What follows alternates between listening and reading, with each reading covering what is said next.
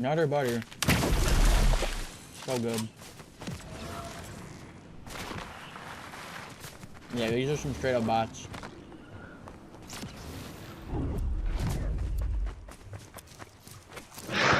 You eating nut in your butt? Yeah. So good.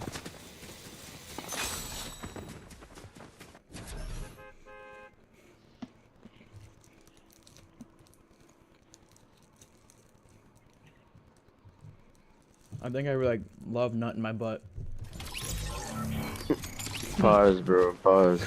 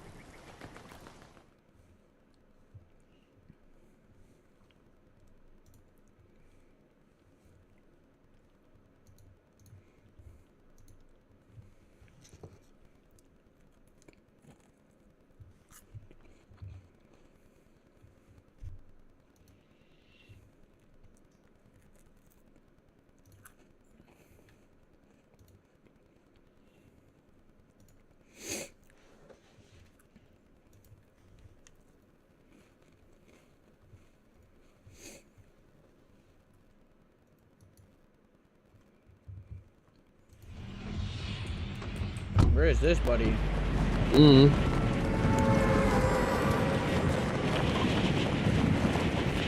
No. Alright.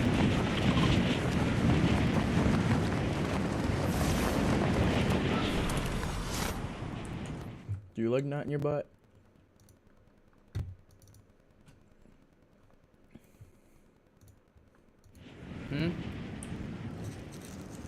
No.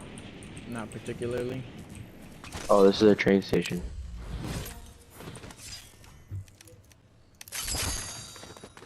We just got another clinger bot. Nice. Oh.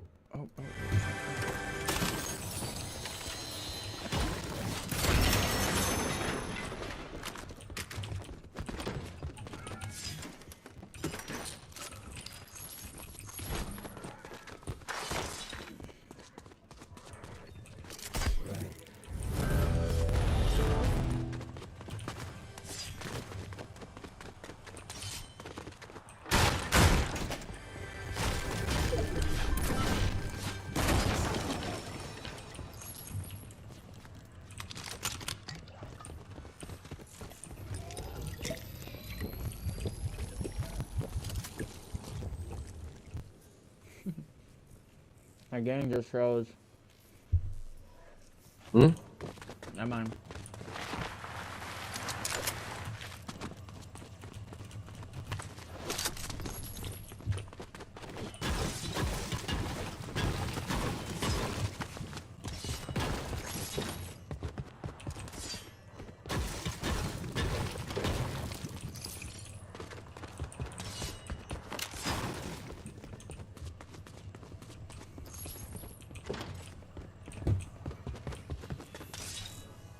You ready for that bounty yet? Already got it. Oh, are you ready to go for it? Hold on.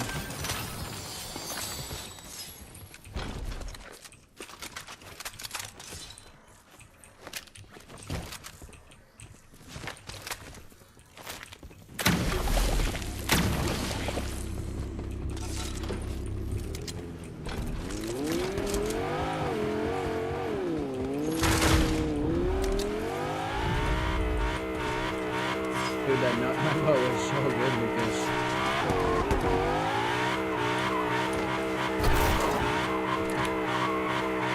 Alright, let's go. Come on, bro, go.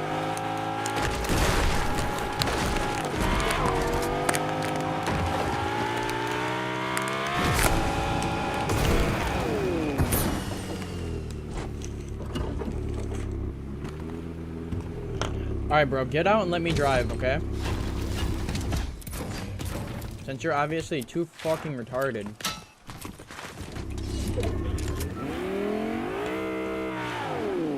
Get out.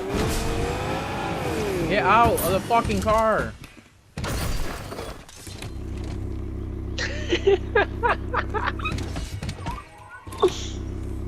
Get out. Get out. Get out of the you car. get out. No, you get out of the car. Watch. Oh my god. Hold on, watch. Get in, quick. Get in. No, wait. You get in. Or out.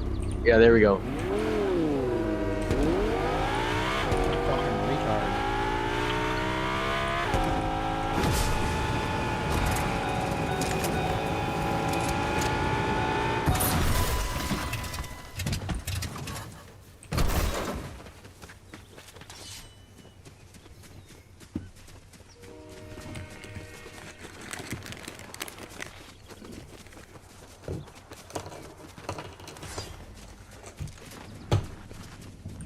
Oh, right here.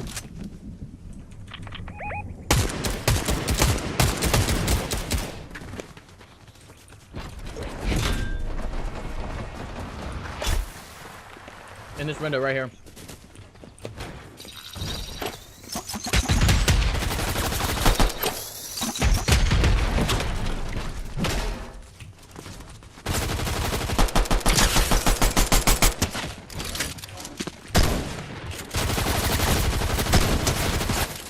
I fell down. Yeah, I need your help, bro.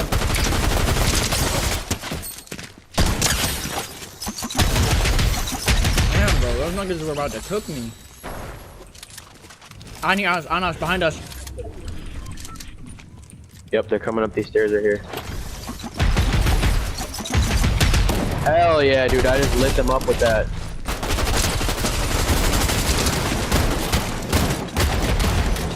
You got Bro. the shield, Evan. God damn, dude, fuck that shield.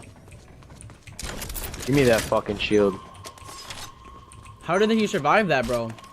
Because he was backed up into the corner like this, Evan.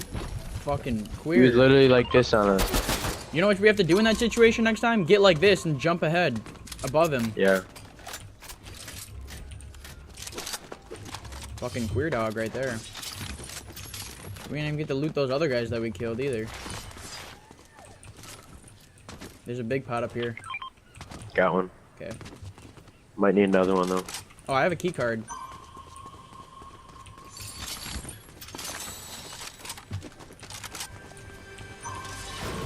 Coming down. I just want a nigga. Oh my god, look what I just found, Evan. What? Mark it. What is it?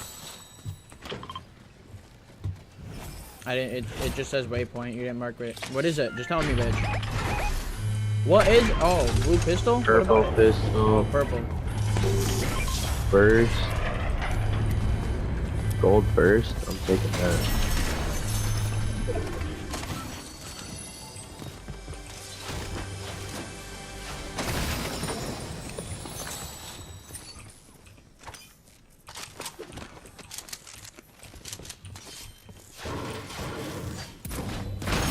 You find the Yeah. Blue AR in here if you need it.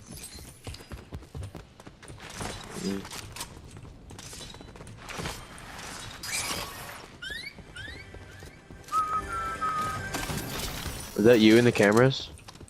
Yeah.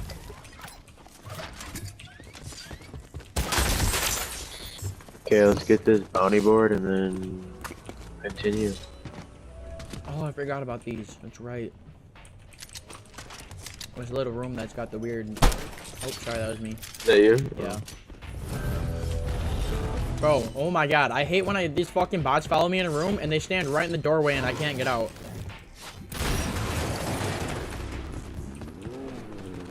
Coming right now.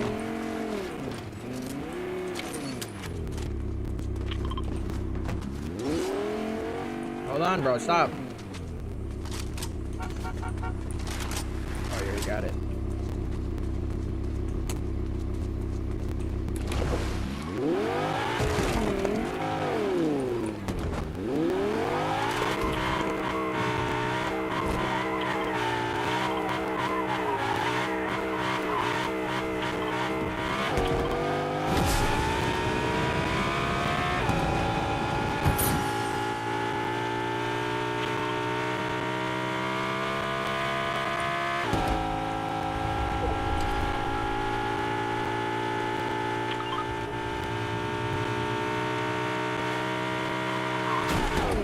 fucking dumbass. Tried to drift it.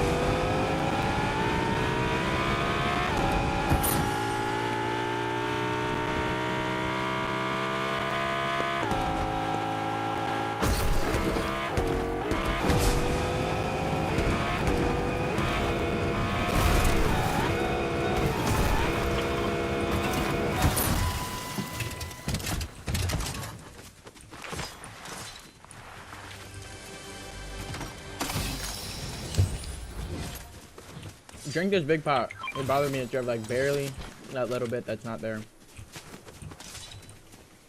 You better be careful too, dude. We're just gonna set ourselves up in the kill zone. Well, let's get out of here then. Run up this hill. There's the bots up here too. Be careful.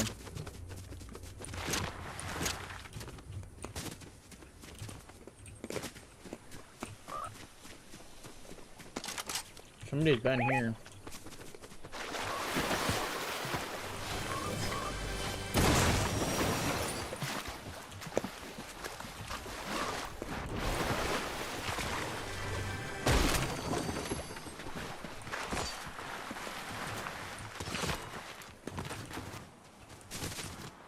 Right here. Just went over the hill. That's not them then. Should I shoot at him? You can see them? Oh yeah, I know. Nah, anymore. Yeah, it's not them.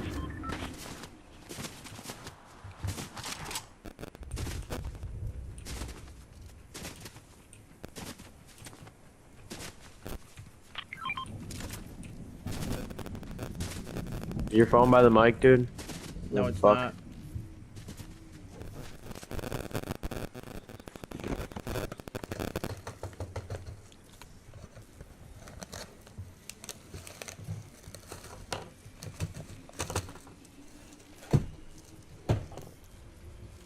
Fuck, dude, I gotta run all the way back around to get up there. Surprised I don't see these people yet. Oh, they're in here somewhere.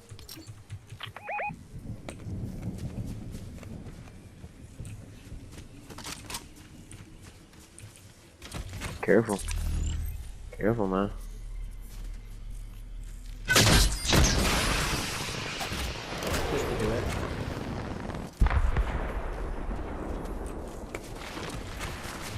Ooh.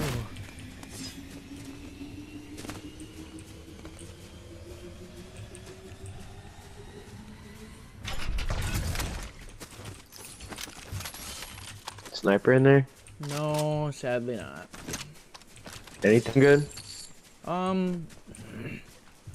Sort of, I guess. Medkit that I can use. Where are we going? To the bounty, because we have a minute 45 left and he somehow ran away.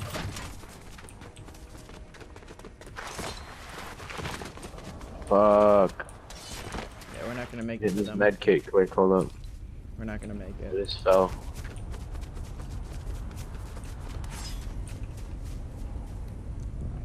Maybe we can get in a general area of them and kill them.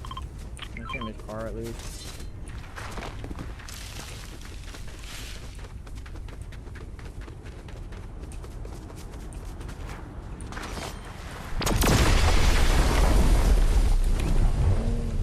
You wanna go up there? If you hurry up, we can get over there.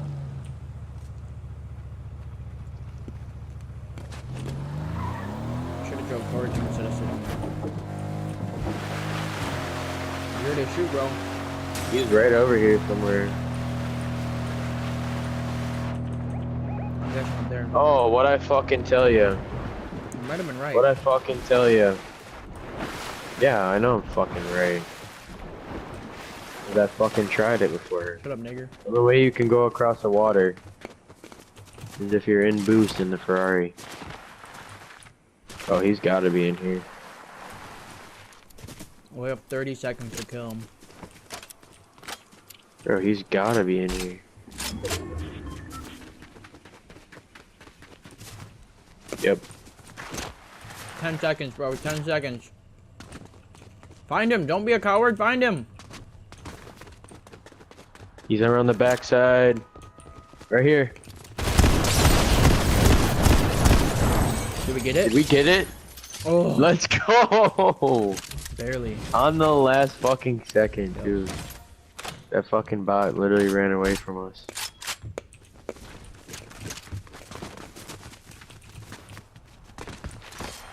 Alright, get the other bounty. I'm trying, but the fucking board won't work.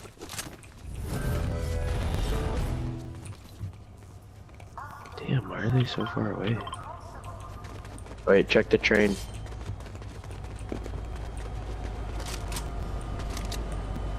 I'm touching with this thing. Oh yeah. Oh yeah. What? This anvil rocket launcher, you can lock onto train cars with it. You wanna go to that island or no? How about we take the train to these people? Okay. They're going right there. Maybe we can even get this chest by the time.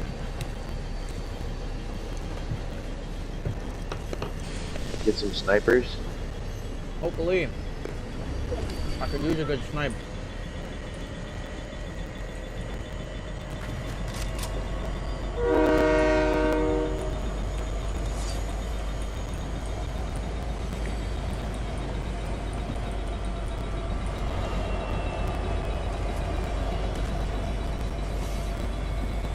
There's a dead medallion right here. Oh, what? A dead medallion.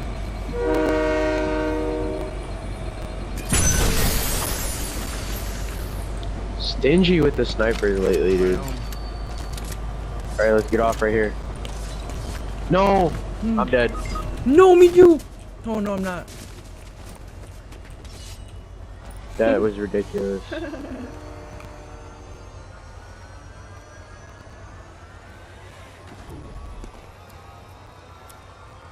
I was about to follow the same fate that you did. That would have been terrible. Oh, that's good. Of course. Come here. That Alright, doesn't just give not- you health. Really? Well, you can get the hill with it at least. Oh. Yo. Right here, Yeah, right we here. got shooting over here. Wait for me, dude. Wait for me. I know, of course you're low as fuck, too.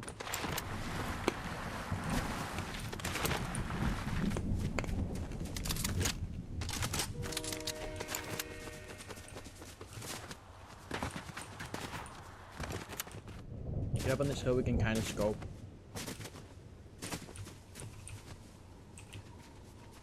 Right here, right here. Oh, he's sniping in there, Evan. Yeah, he is. I lit him up, bro. I hit him for 106. Oh, you got a guy over there? And that, yeah, he was just sitting in there. Oh, dude. right here, bro. Right here. Bro, hey, Lucas, in the building to the right. In the building to the right. The guy's almost dead. To the right. Right in here. Oh, yeah. There's one on top of the left building too. I gotta rush on that, dude. I can't.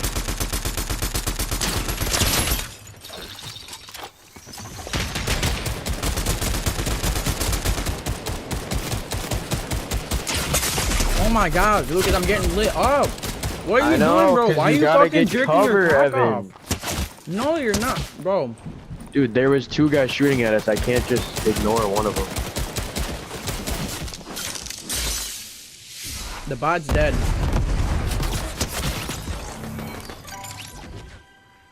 If we would have focused on shooting one guy, we would have knocked at least one of them and we would not have been.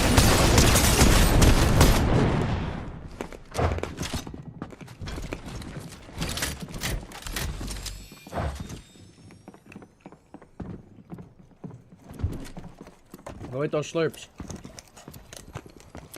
Where? To the right. No, there's only one. Crouch if you're not crouching.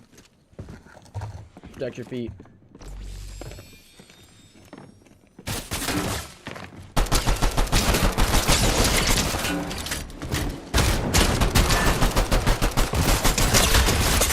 Oh my God, bro. Bro, if you would have turned a little bit, you would have been, dude, that would have been it.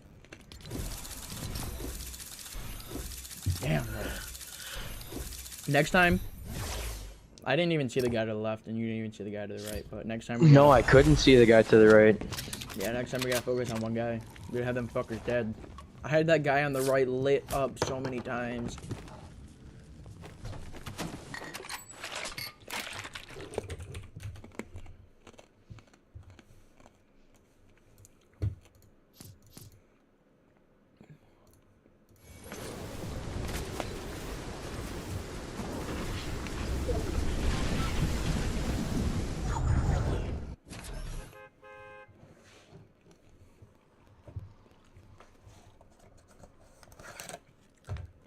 Yeah, those guys should have been dead.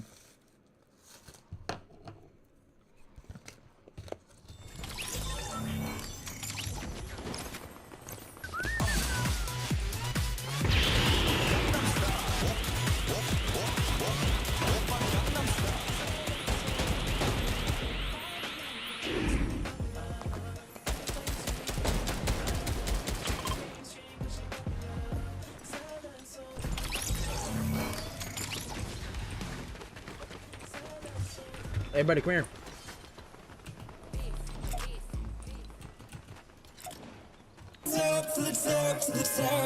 This is to show them who we are, the one on the bottom.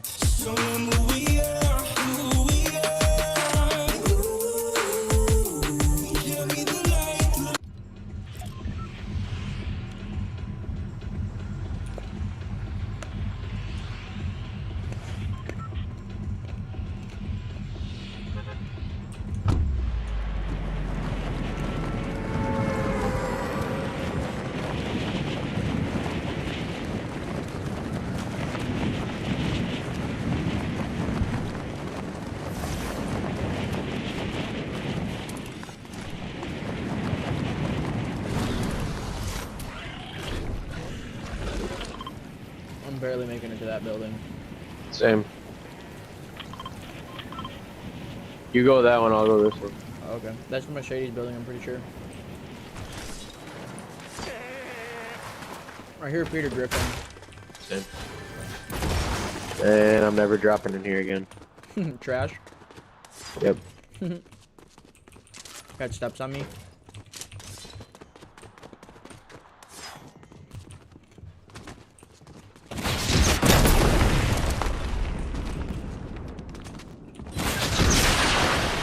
You good or not?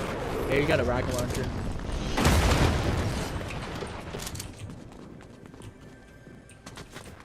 He seems to think he can compel my eyes with a rocket launcher.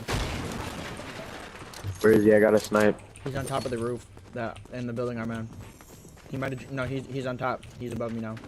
Where? Like somewhere in the building. Yep, he's above me. Oh, I got steps right here, Evan. Oh shit, we got 2 steps on each other.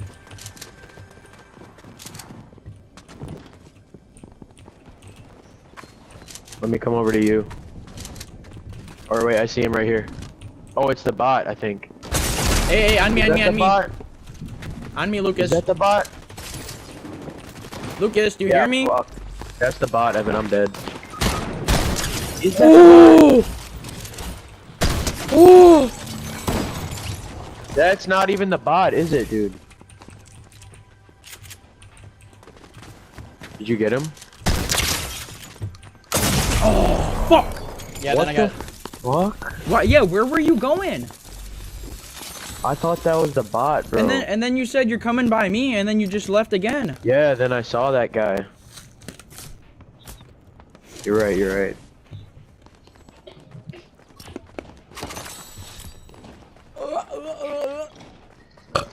Ooh.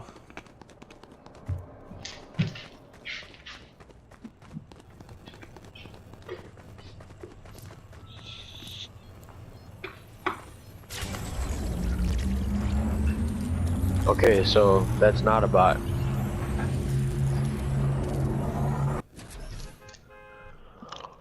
If it's a bot, it's gonna have an exclamation point above it if it's alerted, and if not, it's gonna be walking around with its arms crossed at. If you can't tell the difference between a bot and a real person, you're a motherfucking bot.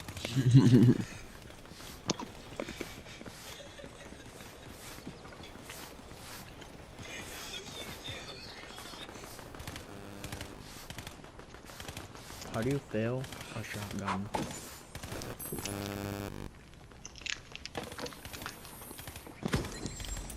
I needed some with some bop in. Let's go. I'm unorthodox than a muff. Hey, when you gon' switch the flow? I thought you never asked. I needed some. What's up, nigga? You hear that? What? When you gon' switch the flow? You can hear me? What are you doing? Oh, are you chewing something? Yeah. No, I couldn't tell. Oh, Oh, they're genuinely just doing that coincidentally. Rob. I'm trying.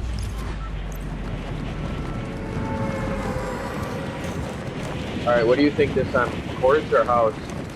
Always courts, unless there's like $45 people here. Back court. Back court is for when there's like $45 people here. And this is back Yeah, court. there is a lot of people here. Yeah, land here. No, not that one. No? Oh, here? Yeah, okay. Well, look, there's 2 chests here and there's guns on each side. Yeah, that's my shotgun, buddy.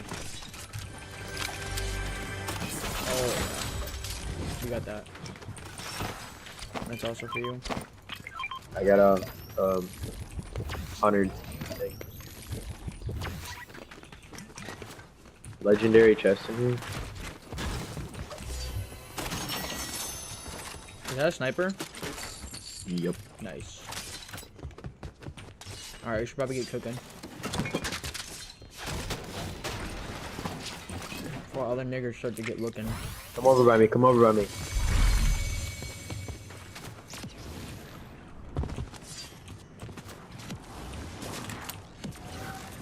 Bro, there's nobody here. That's BS. Nobody landed the courts, I swear to God. Both of these courts are unscathed.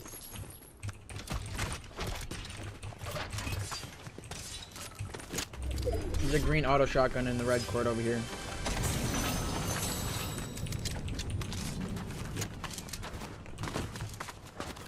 Yeah, dude, what the hell? I hear a lot of shots the other way. Is that getting closer? Bro!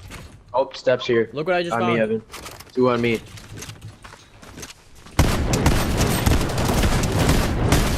Cooked one, the other one's over here. On the roof, on the roof.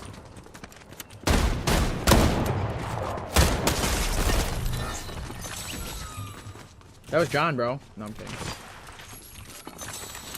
That's probably how it would go if we played John, bro. Huh? That's probably how it would go if we played against John. Who's John? The guy who we played with the other day, who played like Scott, bro. Like worse than Scott. I got a gold sniper with a good scope. Oh, is that what you're talking about? Yes. Where are they at? Mark them. Dude, how did Mark none of them, those nigger. hit? Mark them. Dude, Because they're look for the 200 fucking meters shot. away, bro.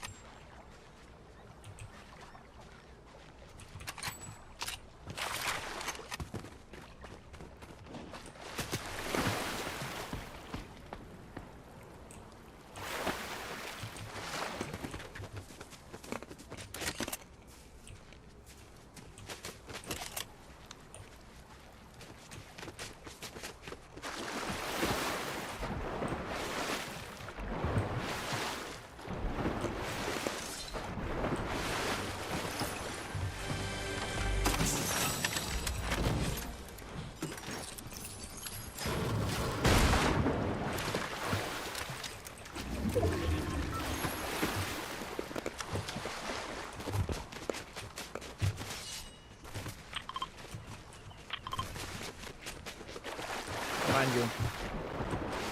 What? Go up here.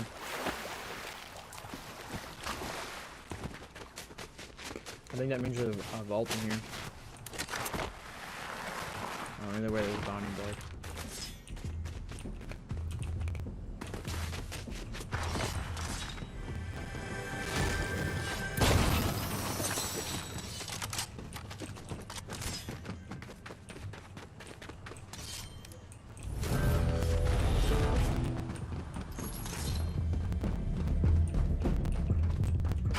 Oh no, this is the fucking dance floor thing.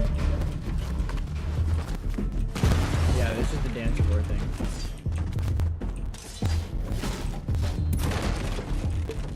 Oh, here we go.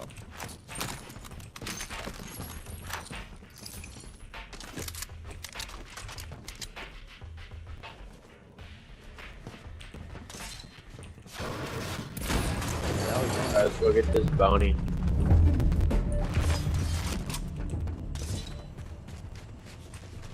No car here, dude? Yeah, bro, there's a van right here.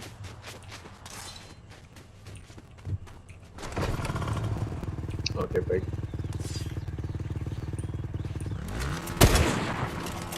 Nice.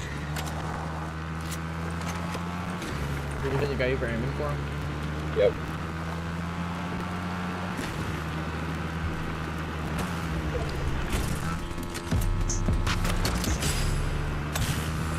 Ready? Double. 222,000 points. Times 2. I think you get double points if there's someone on the back.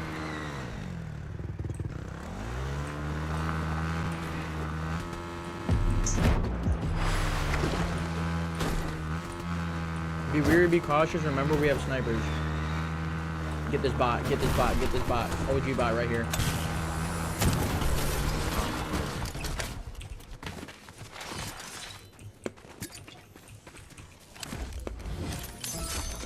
Did I not get it? The first time you do it, it never goes. And that was his steps again. Hop. Oh my god. You gotta hop on before he does, bro. That works. Go. Get off. Get off. Ah, duh.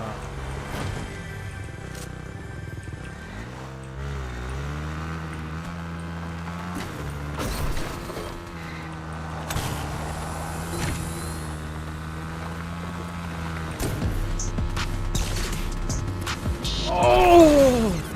That's bullshit. That was not wasted. I landed that right here. Literally right here. On this train station.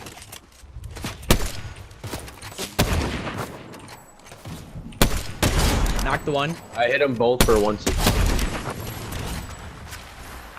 Flabbergasted them both. They had no fucking clue what just hit them.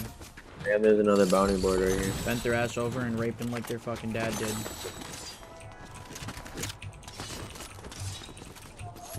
So unfortunate.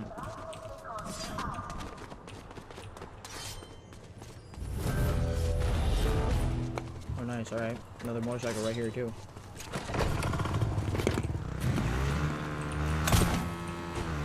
First check the names of the list, bro. Careful, careful. Fighting already. Medallions over here. Drop off, get on this hill. Right in here, right here. Yep. Get a better view.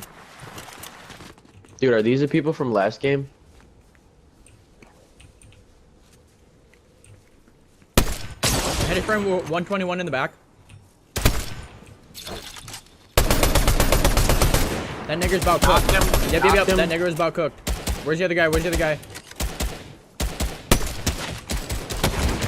Behind the tree. Oh shit.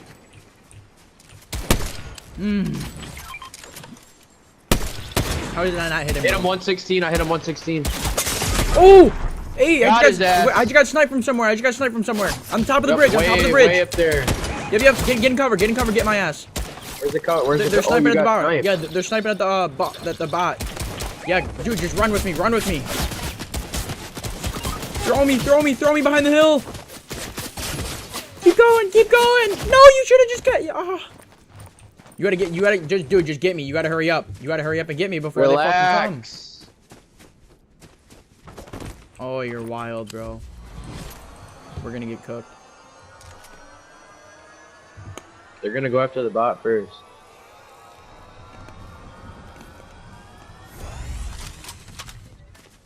Dude's telling me to fucking revive him in the wide open. You weren't in the wide open. That was the wide fucking open. They're up on that hill. Let's run the other way. Follow me.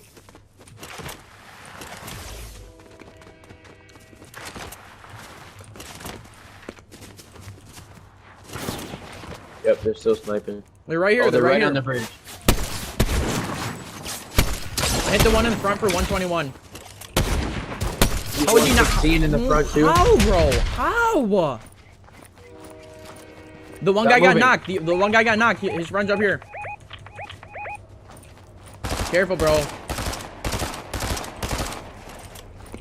Lagging bad. Whatever, give me. They're running. Yeah, get me. Fuck him. We'll get him in a second. Glad the bot's not shooting at him. Oh.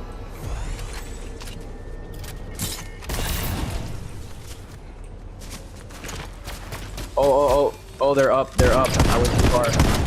Oh, be careful, Evan, I'm stuck. I'm coming. Dude, John Wick is so low. John Wick is so low in the back. What the fuck? What the fuck? More? Lucas, my bot just knocked me with his fucking... No. I swear to God.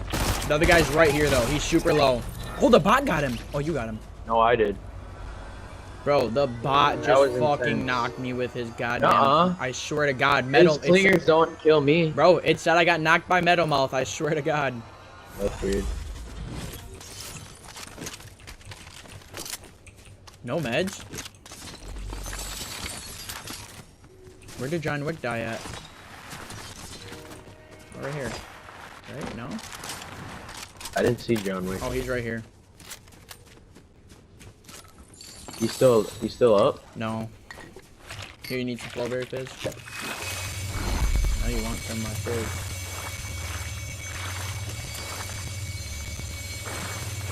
Alright, dude, let's get out of here. Hey, you just stole my fucking AR. Oh, no, you didn't. Is that you? Yeah. You still shit, bitch. We got shots over here. Oh, dude, I need health bad. A lot of loot down there. Well, let's look for a med kit, dog. I need a med kit bad. And a medallion! A medallion!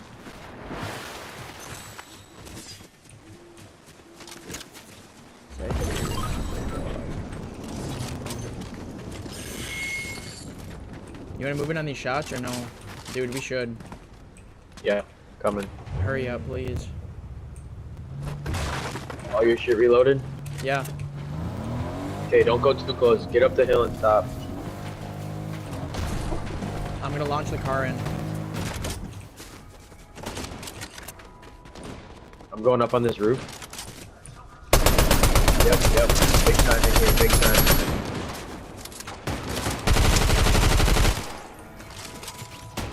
Two more steps in here I got. Yep. Right here. We got the car on us, but we're gonna have to get that. Yeah. One of them was a bot. The other one is another bot, but not an actual Okay, bot. let's go. We gotta get back to the car. Was that Storm's you just moving shooting right now. at us? I'm so low, bro. Isn't there a vending right there? There's a vending machine, Evan. Good. Wait, where? Hurry up. Oh my God. I'm outside the building. Come on, bro!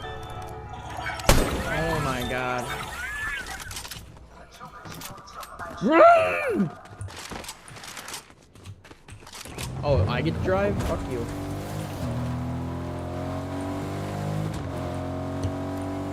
Peener's almost out. This is not a good spot to be driving right now. Break one of these walls. Or don't. Can you not? Oh can. my God. Of course not. Just turn around the other way. No, we gotta get out, bro.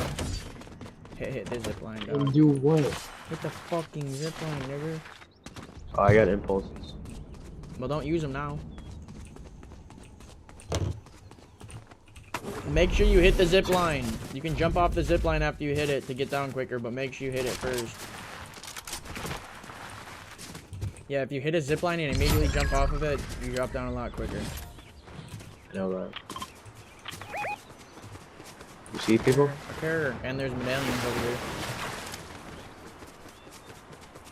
All your guns are reloaded. Yeah, we need to play. Strategically, then we might as well not even get in the car. Yeah, we might as well We get in the gotta play circle. back. Get into circle, stay on the outside for a minute. Go by that big tree. See if we can just chill here, let storm close behind us. Yeah. We got medallions over there. You should drop your medallion while we're in place here so that we're not as visible. Then they'll see it on the map. I guess then they know our exact location. Damn it, dude. I thought I brought a fucking Pop-Tart down here. I really want a Pop-Tart right now.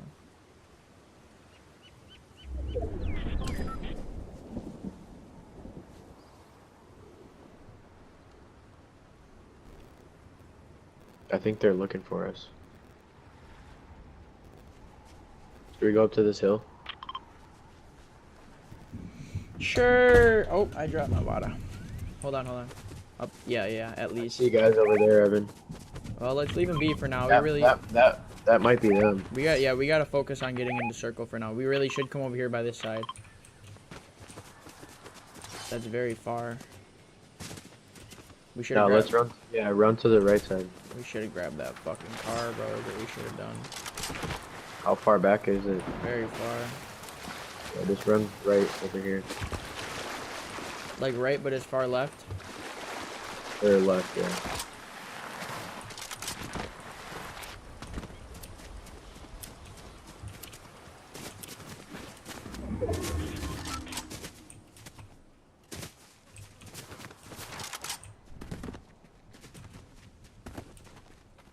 Trying to like look for them as we're.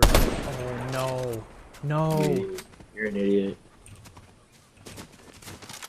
Yeah, right here, right here, right here. Right in the street. Where? Right in the street. One of them scoping in right now. On us? Right here. Yep. Move over here to this boy. Yeah, they're gonna be. They might even be hiding over top of this, having the same idea, getting up here. So I'll be ready. I don't see him now. Yep, yep, yep. Footsteps, footsteps. Wait. They're running around left. This guy's lit up, lit up. Perfect, perfect. That, more, right here, more, right more. here. Yep. Fucking cooked, dude. Fucking cooked. Oh, Evan, run. Oh, Peter Griffin medallion. Yeah, yeah, I'm gonna grab that. I'm gonna grab that because there's a med kit in circle, and I want that. Bro. Evan, two people left, Evan. Wait, really? Hold on, hold on. Is it? Oh, fuck. Yeah, it's 2 people and it's a 2v2, so. Hold on, dude. Hold on. We You need just to got a stick bounty together. on them? Huh? Did you just get a bounty? No, they just got a bounty on us. Yeah. Get over fine. here, dude. I am. Do you need a med kit at all? No, fuck. You need a big pot. We gotta move. Yeah, they're gonna know where we are now. Not exactly. In a minute they will.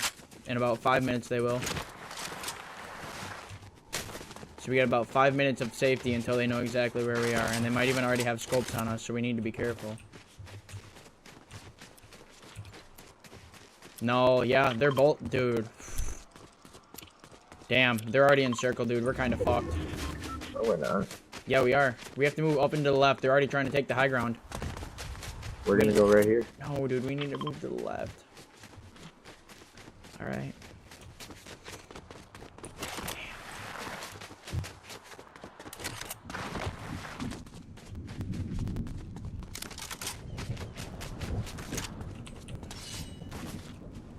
Oh, right here. I think I Where? just saw him. Mark. Okay, be careful. That's a bot. No, that's not a bot. That's them. They're already shooting. Yep. Oh. How did his Where friend are they, already dude? hit me? Dude, what? Careful. His friend is literally a fucking god at sniping. I just Lucas. knocked one, Evan. Nice.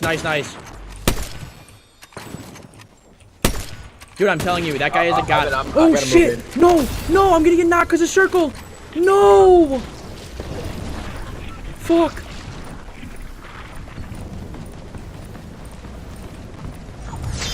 No, Are you Lucas. fucking serious right now? Bro, Are why you serious? why didn't you come back and get me instead?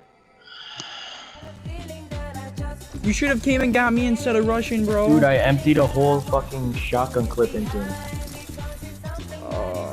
I know I should have got you, but I wanted to get him. You wanted to before be he got kill his buddy thirsty, out. bitch. Fuck.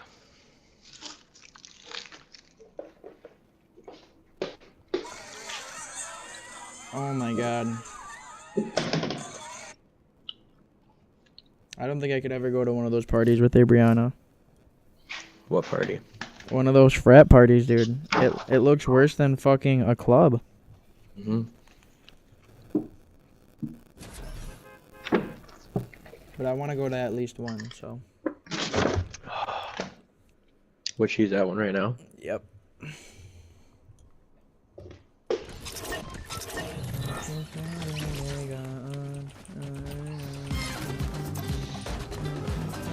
Nigger on.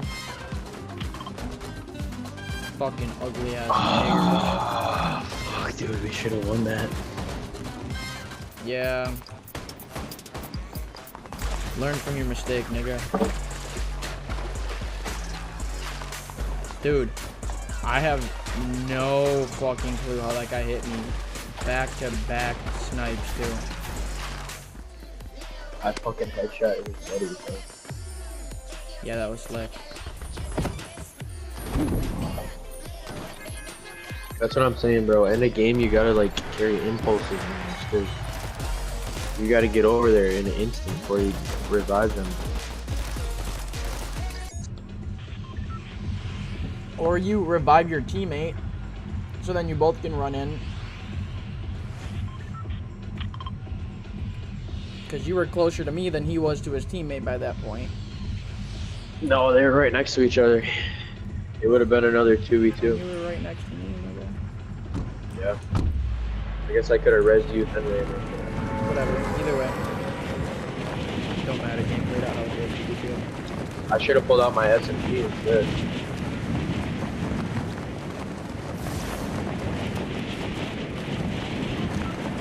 Oh, the things I would do to be a nigger like you. Right? Yep.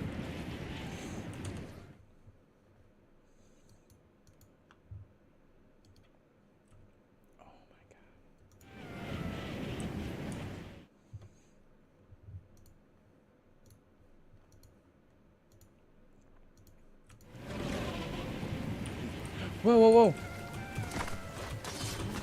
I took him.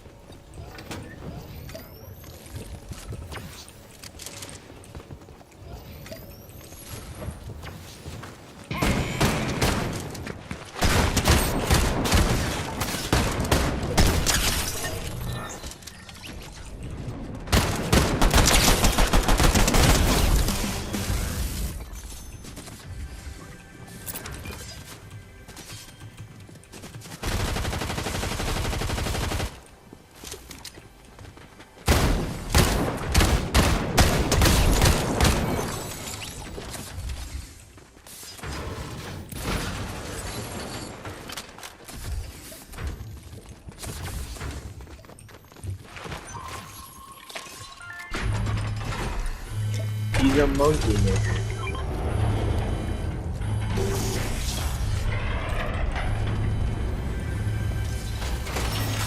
Oh yeah. Dude, give me that bitch back right now, nigga. I have to. Bitch. You got one? No, I don't. It's fine. Keep Oh. it, keep it, keep it. Dude, my controller is bugging. No, keep it. You're fine. You'll probably do better with it. No, I don't want to. I actually was fucking playing Fortnite. You were what? I was hitting the pretty good last game, actually. Yeah. Was it with that scope or the good scope? No, it was the one with that little up arrow. Oh, okay, okay. Hey, we should think probably I go on these shot shots. right there. Yeah, you wanna go on these shots after I get this chest?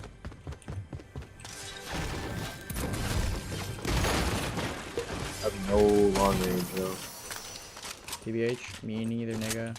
Besides that sniper. I have 32 sniper ammo already, bro. What the fuck? A lot of shooting up here. There's no, Oh, hey, I got zipline on me over here. Get back over here real quick. What? Zipline. Sure that wasn't me? No, I'm positive. It's over on the other side of the island. I'm flanking from the left. Yep, yep, yep. They're either going back or they're coming. Oh, they're going all the way up Yeah, there they're now. going away. Niggers. Let's chase it. Hit the launch pad. Alright. Right here. Yeah, they're shooting over at there somebody. fighting now. Get in and get both those kills instead.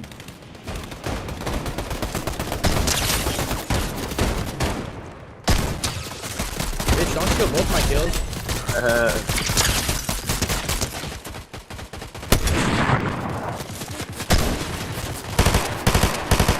Bro. Can't believe you just With cooked the all those SMG people. too. You just cooked all those people on me. With an SMG. Let him cook.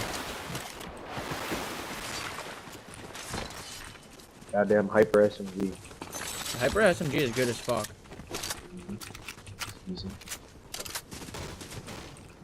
Alright, let's go towards those other sides.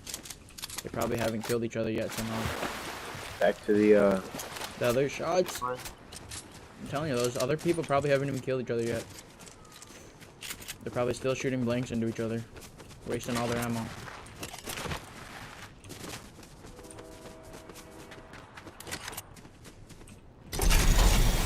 Hit the zip lines and then hit the thing in the middle of the zip lines, the launch pad.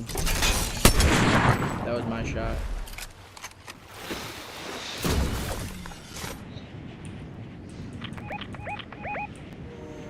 If you don't make it, hit the zip line in between your glider. Yeah, dude, they're still fucking shooting at each other up here. Straight bots. I think I see him.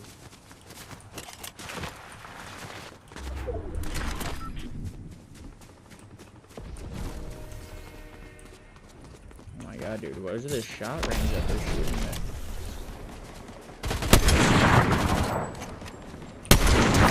Ooh, straight in the face. There's more up there too. Oh, there's a lot more.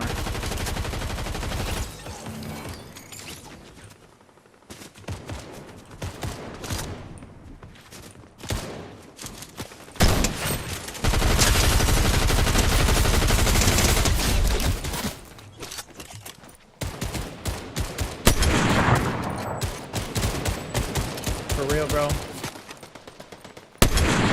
What?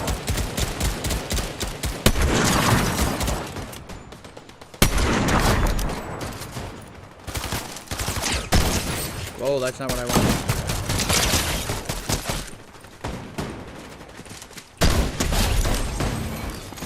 More shot. Dude, there's so many people over here. More. Zip line. Whoa, that's your real guy, Don't take him serious. Another real guy on the Oh my god, I'm not reloaded, I'm not fucking reloaded. Yep. We got caught by surprise by little niggas. Every time I'm not reloaded. Alrighty. I was trying to reload too. Damn. Oh, they're about to get sniped. You ready your ass up. We're back again. Oh, this sucks.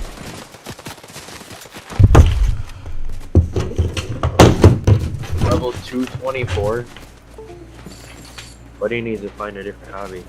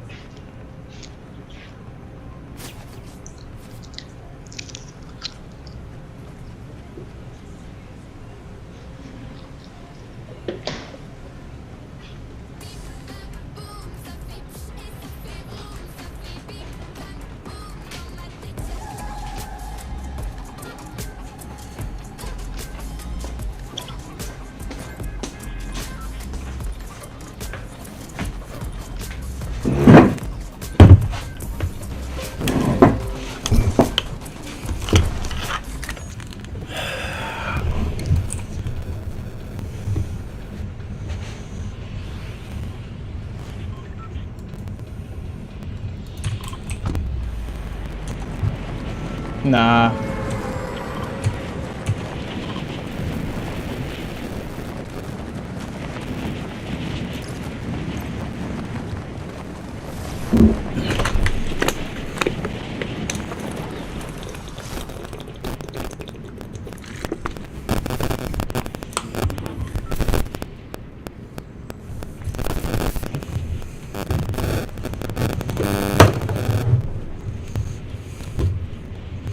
I'm landing on the building that I marked.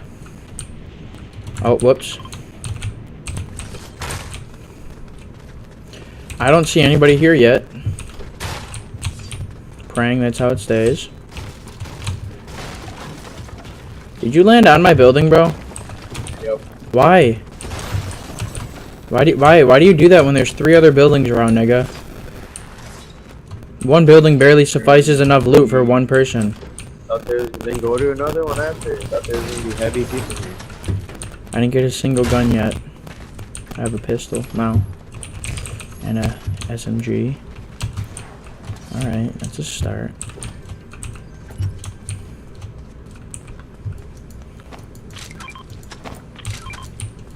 I don't want them, that's why I'm throwing them, bitch.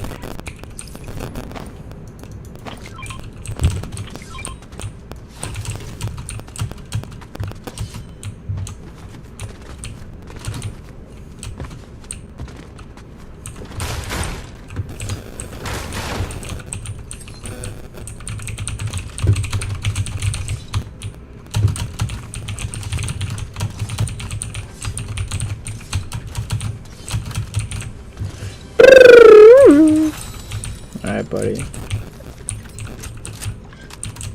I got the fizz if you wanna fuck some fizz up real quick. Yeah, fizz on me. Fizz on you? Get in here by this chest and then I'll fizz on you. Oh, you even got some fizz now. Double fizz, double fizz. Yeah.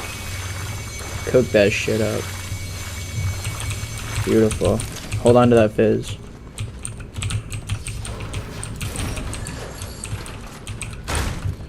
Hold on to that fizz. We can use it later.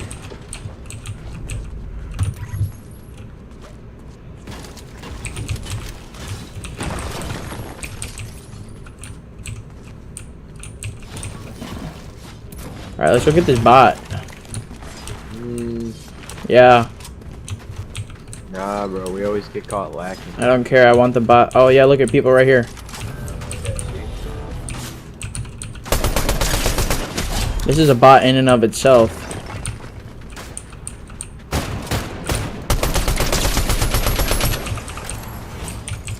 Yeah, I think we should go get this bot. I ain't even gonna lie to you. I think we should go right up here, break this wall right here, and start cracking. Ready? This one right here.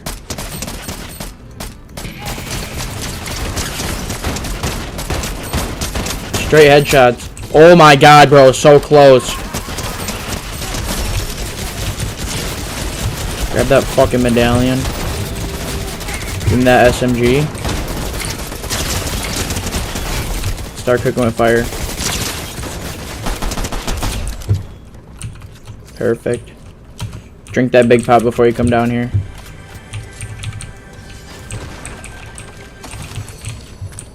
We just gotta be quick in this vault. We can't sit here and fucking jerk our cock off while we're in here. Take the sewer out. Valid, yes.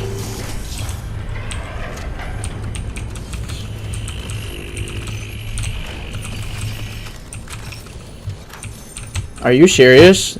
They don't give fucking snipers on that wall every time anymore? Nope. Bastards, bro. Alright. Buy equipment quick and get the fuck out of here. There's no better sniper in here. Really? Or a shotgun. Sorry, not sniper. No?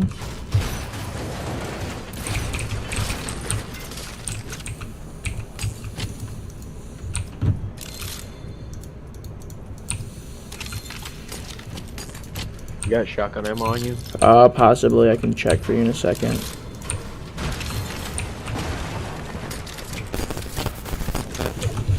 Yeah, here. It's 15, but it's something. Oh, thank you. Let's go. Shots out there. Oh yeah, we better get out there quick too. Don't take the vent. Or the. Oh, okay, whatever. I have no clue where that takes you. Oh, right here, perfect. It sounds like they're shooting at us.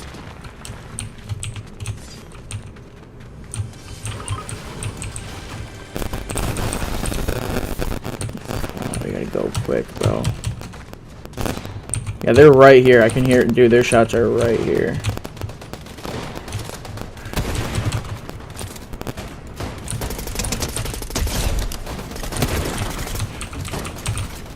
Oh, what? That's a person? You didn't even notice that person, did you?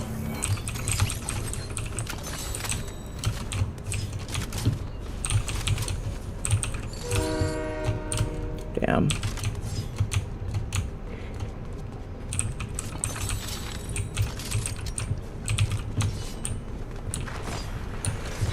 Where was the I mean, I'll be by the sewer drain. You heard? There's a couple cars over there. Take a car. But I need a different scope on this real quick because I got a different AR now. Better one. So I'm trying to cook with fire real quick. Beautiful. Okay, I'm coming out.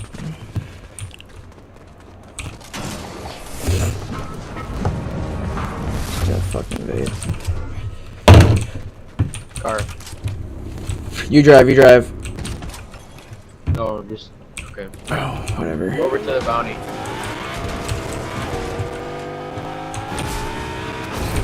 Of course, I would have worked like that.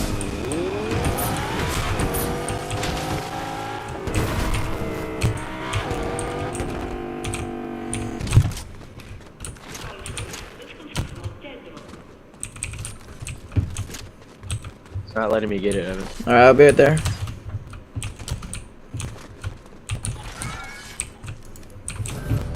Said no retards allowed, that's why. Where'd you put the car? Should be right next to us. Yeah, right here.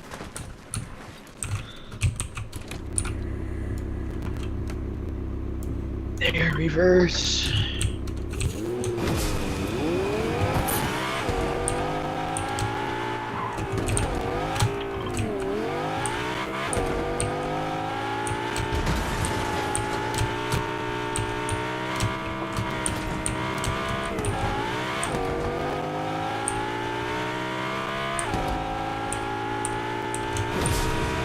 You have a sniper now? I don't think so. Alright, do this real quick.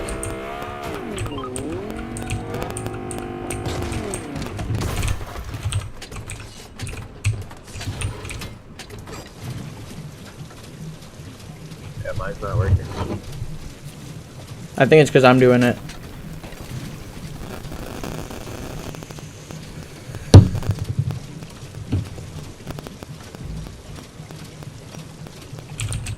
Alright. This bitch is already looted. Everything you have is reloaded, right?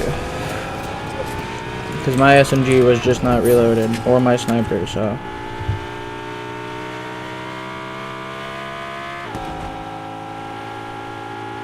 Our bounty and the medallions are over here. Right here. Get out. I'm not gonna.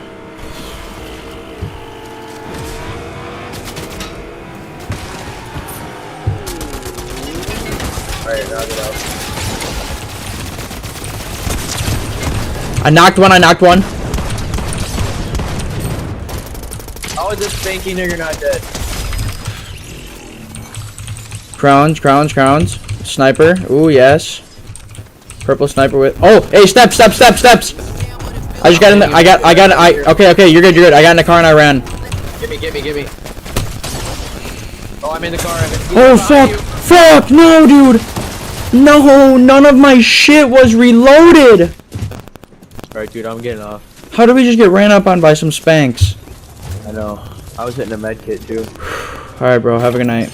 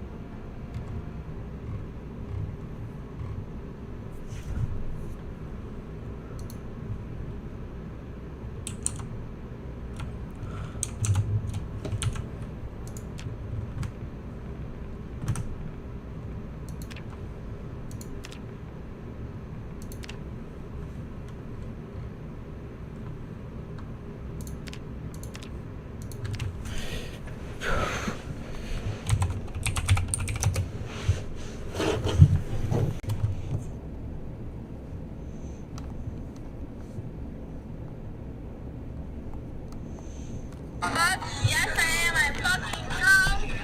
Savannah and I are fucking shit up.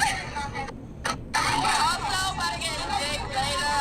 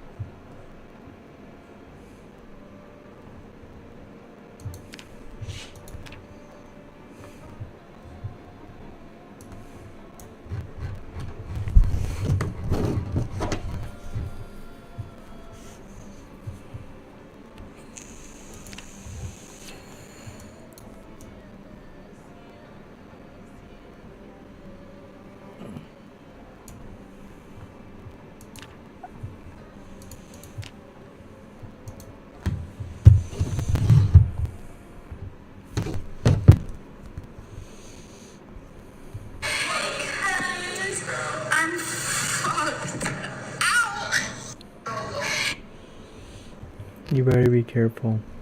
Seriously.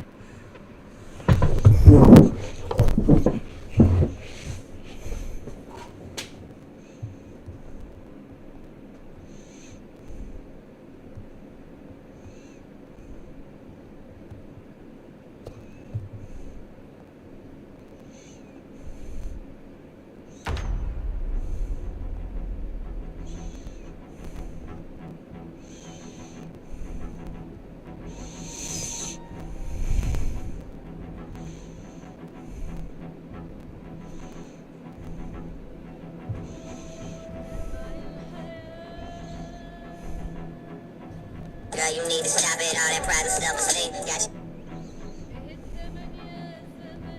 Apple on the download just released. Okay, I'm gonna be careful because you're fucking assholes. I still have memory. My fell in the toilet and it's still working. That's crazy, bro. You can't see it, but it's still working. I'm sitting in this here.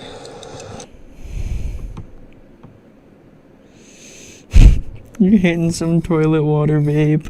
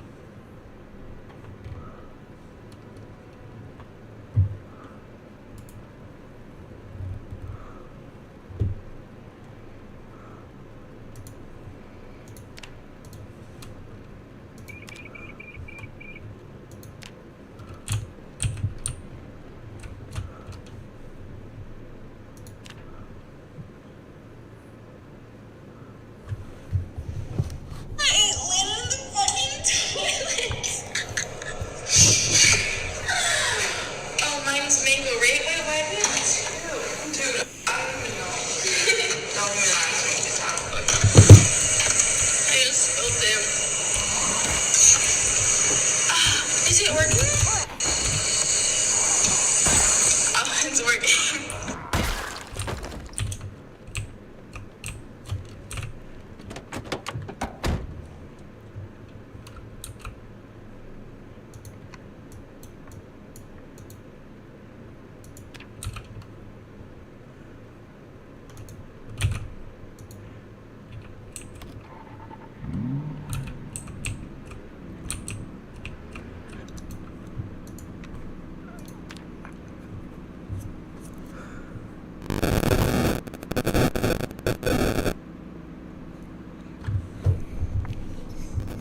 Toilet water, babe.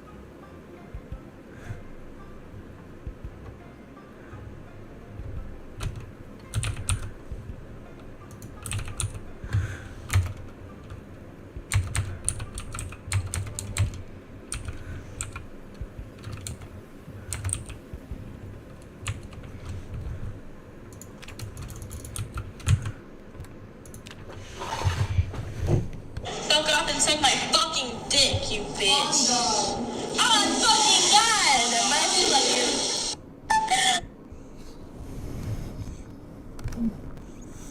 $5 and sure.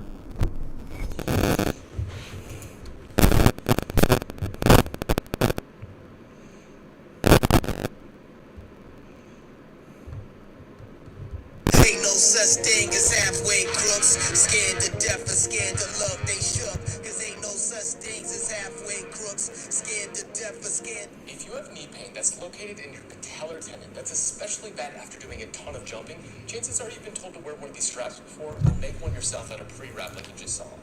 But what your doctor or trainer may not be telling you is that this is not a long-term solution. And if you wear it too much, it may actually be doing more harm than good. Now, patellar tendonitis is an injury that begins when the tendon is overworked with too much load. A strap redistributes how load is placed on the tendon, which can take stress off of the irritated area, which is why some people feel less pain when wearing one. But if that's all you're doing, you're not addressing the root cause of the injury, and your pain will likely return. Oh no, it's winter and your hand got frostbite. Here's the 3 stages of frostbite and what to do. Stage 1, frost nip. Skin is slightly pale and will have a stinging pain and become numb. When the skin thaws, you will not get blisters. Stage 2, superficial frostbite. Skin looks white and waxy and feels firm when you touch it. It will have a stinging pain and become numb. After thawing, skin will be red. Blisters will form within 2 hours. Stage 3, deep frostbite. Skin looks white or bluish white, and after thawing, skin will become black or blue and will have blisters. Okay, here's how to treat it. Take the body part, place it in warm, not hot, not cold water, and continuously add warm water. The pain will be intense. Rewarming is complete once the body part is warm to the touch and red and has sensation again. Next, because frostbitten skin is vulnerable to infection, take a bandage roll and wrap around each finger several times. Body parts that most commonly get frostbite are fingers, nose, ears, chin, cheek. Oh no, it's winter and your hand got... 1 minute. If you cannot say the letter A during this entire conversation, I'll give you $20. Sure. Alright, which civilization in Rise of Kingdoms is the strongest? Egypt. What? I don't know. He's actually right. Choosing Egypt can help you gain power faster in the game. With its civilization talent, which boosts both technology and construction speed, you will be able to unlock iron working to forge weapons earlier. Then, you can unlock its special elite unit, the Marion, which is invincible in group battles. Technology and power build your own kingdom. 1 minute. If you cannot say the letter A during this entire conversation, I'll give you $20. Dollars? Oh, what about $5? I'm not giving you $5 you stupid ass bitch. You work in a fucking factory with a grown ass man. You have a grown ass man job, and I'm in college. Why the fuck would I give you $5?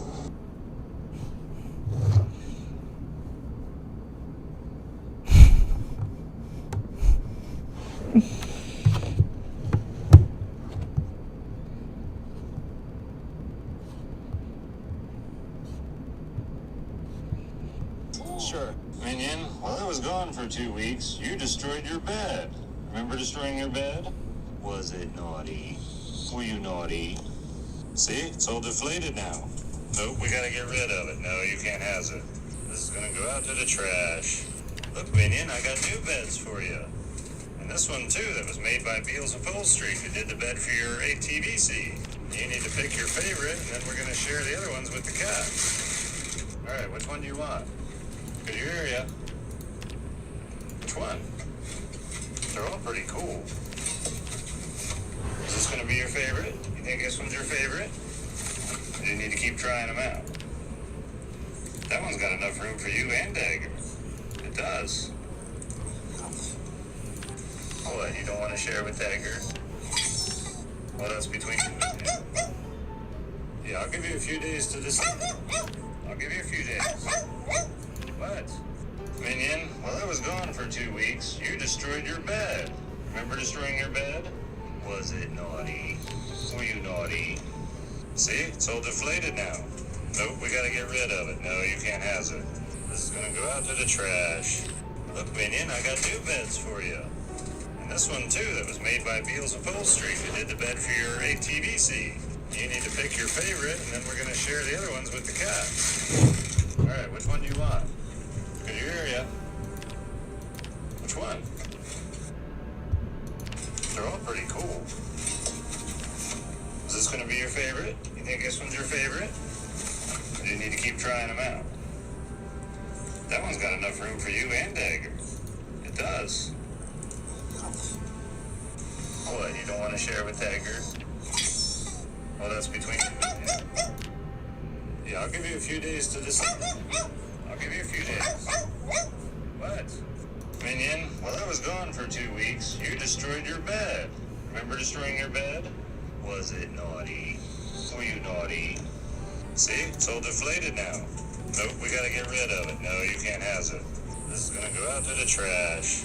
Look, Minion, I got new beds for you. And this one too, that was made by Beals Upholstery, who did the bed for your ATVC. You need to pick your favorite, and then we're gonna share the other ones with the cat. Alright, which one do you want? Good area. Which one? They're all pretty cool. Is this gonna be your favorite? You think this one's your favorite? Or do you need to keep trying them out? That one's got enough room for you and Dagger. It does. What, you don't want to share with Dagger? Well, that's between you. Yeah, I'll give you a few days to decide. I'll give you a few days. What? Minion, while I was gone for 2 weeks, you destroyed your bed. Remember destroying your bed? Was it naughty? Were you naughty? See, it's all deflated now. Nope, we gotta get rid of it. No, you can't have it. It's gonna go out to the trash. Look, Minion, I got new beds for you. And this one too, that was made by Beals Upholstery, who did the bed for your ATVC. You need to pick your favorite, and then we're gonna share the other ones with the cat. Alright, which one do you want? Good area. Which one? They're all pretty cool. Is this gonna be your favorite? You think this one's your favorite? Or do you need to keep trying them out? That one's got enough room for you and Dagger. It does. What, you don't want to share with Dagger? Well, that's between you. Yeah, I'll give you a few days to decide. I'll give you a few days. What? Minion, while I was gone for 2 weeks, you destroyed your bed. Remember destroying your bed? Was it naughty? Were you naughty? See, it's all deflated now. Nope, we gotta get rid of it. No, you can't have it. This is gonna go out to the trash. Look, Minion, I got new beds for you. And this one too, that was made by Beals Upholstery, who did the bed for your ATVC. You need to pick your favorite, and then we're gonna share the other ones with the cat. Alright, which one do you want? Good area. Which one? They're all pretty cool. Is this gonna be your favorite? You think this one's your favorite? Or do you need to keep trying them out? That one's got enough room for you and Dagger. It does. What, you don't want to share with Dagger? Well, that's between you. Yeah, I'll give you a few days to decide. I'll give you a few days. What? Minion, while I was gone for 2 weeks, you destroyed your bed. Remember destroying your bed? Was it naughty? Were you naughty? See, it's all deflated now. Nope, we gotta get rid of it. No, you can't have it. This is gonna go out to the trash. Look, Minion, I got new beds for you. And this one too, that was made by Beals Upholstery, who did the bed for your ATVC. You need to pick your favorite, and then we're gonna share the other ones with the cat. Alright, which one do you want? Good area. Which one? They're all pretty cool. Is this gonna be your favorite? You think this one's your favorite? Or do you need to keep trying them out? That one's got enough room for you and Dagger. It does. What, you don't want to share with Dagger? Well, that's between you. Yeah, I'll give you a few days to decide. I'll give you a few days. What? Minion, while I was gone for 2 weeks, you destroyed your bed. Remember destroying your bed? Was it naughty? Were you naughty? See, it's all deflated now. Nope, we gotta get rid of it. No, you can't have it. This is gonna go out to the trash. Look, Minion, I got new beds for you.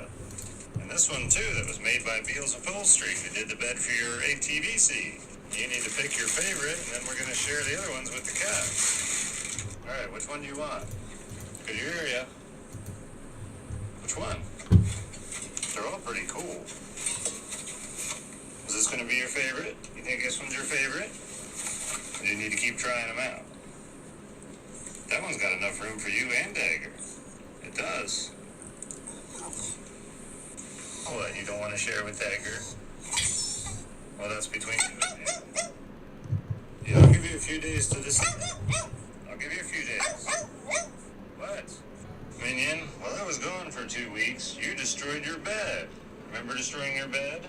Was it naughty? Were you naughty? See, it's all deflated now. Nope, we gotta get rid of it. No, you can't have it. This is gonna go out to the trash. Look, Minion, I got new beds for you. And this one, too, that was made by Beals Upholstery, who did the bed for your ATVC. You need to pick your favorite, and then we're gonna share the other ones with the cats. Alright, which one do you want? Could you hear ya? Which one? They're all pretty cool. Is this gonna be your favorite? You think this one's your favorite? Or do you need to keep trying them out? That one's got enough room for you and Dagger. It does. What, you don't want to share with Dagger? Well, that's between you and me. Yeah, I'll give you a few days to decide. I'll give you a few days. What? Minion, while I was gone for 2 weeks, you destroyed your bed. Remember destroying your bed? Was it naughty? Were you naughty? See, it's all deflated now.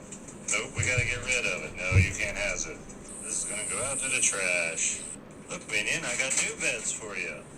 And this one, too, that was made by Beals Upholstery, who did the bed for your ATVC. You need to pick your favorite, and then we're gonna share the other ones with the cats. Alright, which one do you want?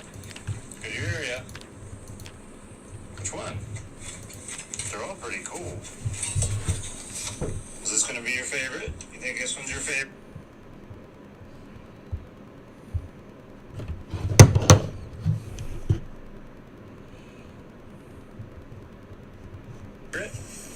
While someone get back. Get your taxes done in a snap with the TurboTax app. Get your max refund and file 100% free with Turbo. The beautiful No-Quan Desert, a very warm place that is full of wildlife and death. The kind of place where two strapping lads could start their very own gun-smuggling empire, fueling the fires of war between two ruling factions.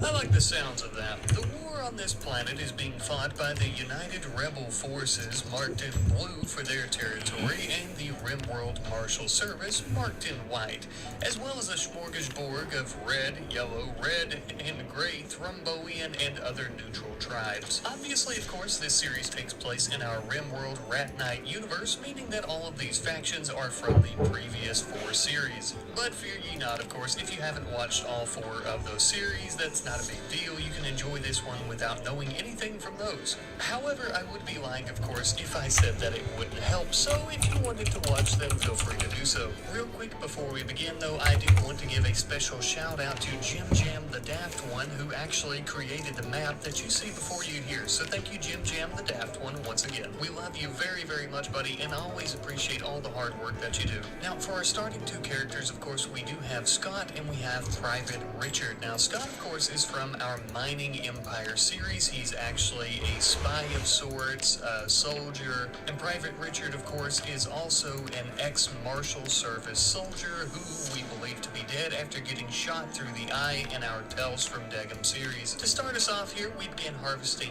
wood from this cacti like we would in any other RimWorld series. However, unlike most of my other RimWorld series, we're not actually going to be building any type of wooden shack or anything like that. Nay, my friends, we are going to be using this wood to build wooden canopies, kind of like a wooden tent, but not as good. Regardless, though, shelter is shelter, and whatever keeps the iguanas and emus from picking out the rest of Richard's eyes is preferable. And I suppose while we're on the topic of shelters, it is also worth mentioning that we went throughout some of the desert here looking for steel structures and began deconstructing those. The reason for that is because we wanted to collect enough steel to actually make some weapons. The weapon in question I had hoped on making was a set of knives, one for Richard and, of course, one for Scott. We have to ensure that we can protect protect ourselves because the desert here is full of scavengers, slavers, and is also occasionally the staging ground for many battles. Not too long thereafter, we ended up having an ostrich self-tame. Unfortunately, though, we weren't too interested in a pack animal just yet, so we decided to slaughter it for meat, and also for its bird skin that we could use to turn into bedrolls. Finally, a nice proper meal, and after this, we can go ahead and take ourselves a little snooze by the fire. In our canopies, of course. Separately, of course. Not that there's anything wrong with them sleeping together, except for the fact that Scott's in his 50s and Richard is barely 20.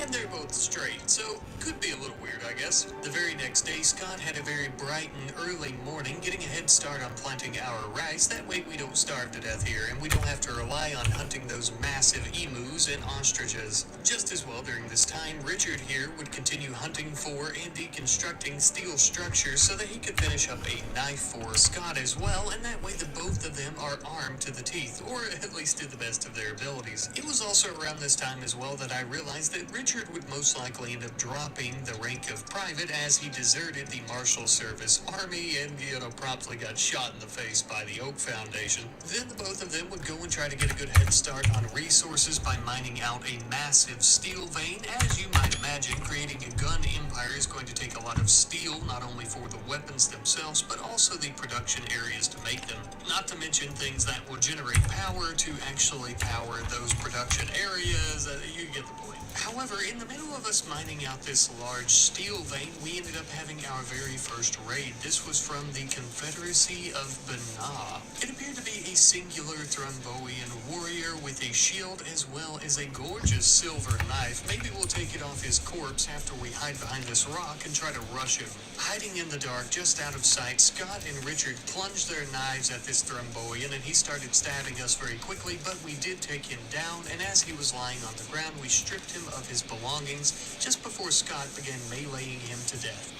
Truly a happy ending of colossal proportions, like a fairy tale. For us, of course, not for him. He died. He did, however, manage to mess up Scott's face pretty bad, but that's alright, we'll bandage it. Speaking of which, of course, I think the wounds inflicted upon Richard as well as Scott really are a testament as to just how strong the Thromboians are as a people. In the meantime, however, we are going to begin utilizing the steel that we've been mining for some storage. I hope to try and save as much of it as possible, but at the moment we don't have a lot of stone blocks to actually build any shelves. We will, however, have the opportunity to begin cutting plenty of stone blocks very shortly, though, because we are mining out a section of the mountain here to try and begin building a small base. One of the first rooms we ended up mining out was a research room. Now, the reason we done that is because I immediately wanted to begin researching into some makeshift weapons. So, of course, we immediately had Scott hop right into that. Now, I do want to say, though, that Scott has a basically non-existent research skill, so it's going to take an extremely long time, and if we do end up having an opportunity to try and have someone with a better research skill, we should definitely take it.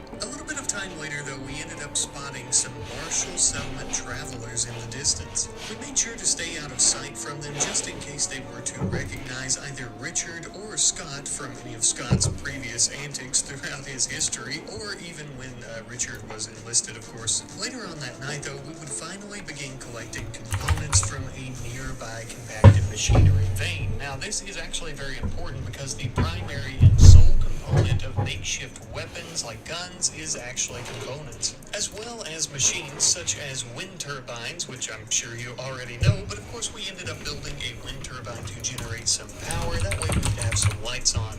Now, I will say originally I was going to go with the vanilla, actually standing lamp, but then I started going with some ceiling lights because I feel like the more fluorescent tone, the kind of bluish, white-looking like tone that they give off is actually a lot better for what we're wanting here. Because personally, at least in my opinion, even though we're going to be digging out bedrooms and staying here, and this is actually going to be their home, it is also going to be a gun creation, like factory kind of thing here. A gun empire, of course, right? So we want it to feel less like a home and maybe more more like a drug lab. Some time later, we had two desperate vagabonds approaching our camp here, stating that their caravan had been ambushed. They didn't really give too many details, so we were quite suspicious, but they offered to help out here for free if we allowed them to stay for 19 days, so reluctantly we agreed. I am, however, somewhat glad that we did, as one of them named Boyle, I believe, has an intellectual of 8 with a burning passion, so he would be perfect for doing research. And the other, named Mossy, was a very good cook,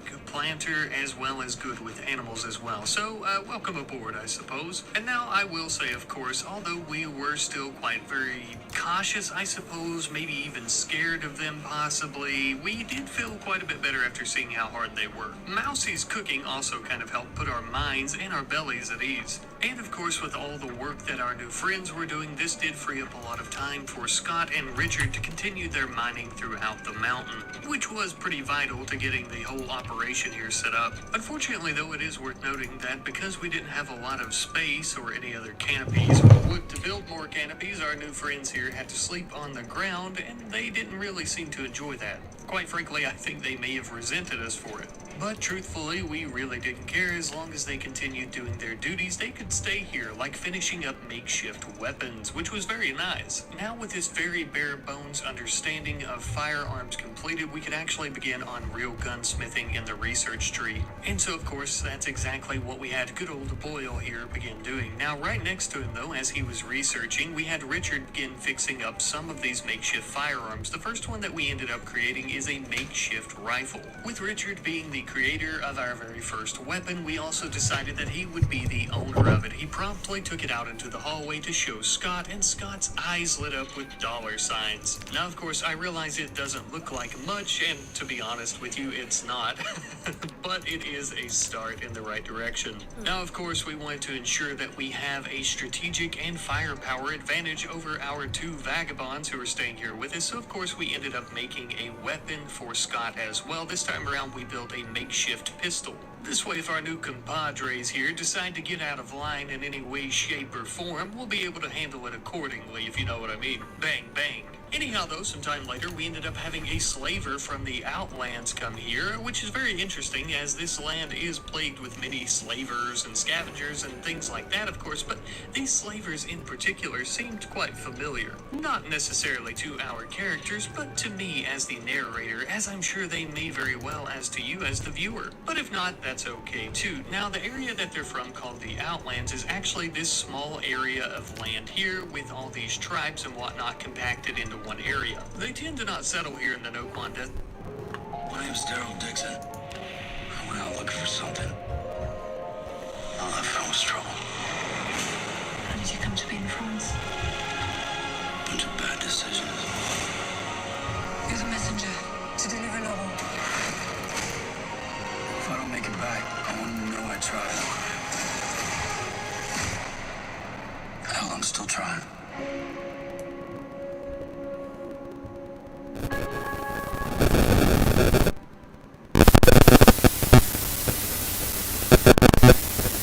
The solution's VFF3 is a completely redesigned to fit the needs of the series performer who's playing in the all-court playing style. And what I mean by that is this is for the athlete who's moving from the baseline to the net and all over the court, multiple directions, as quickly and accurately as possible.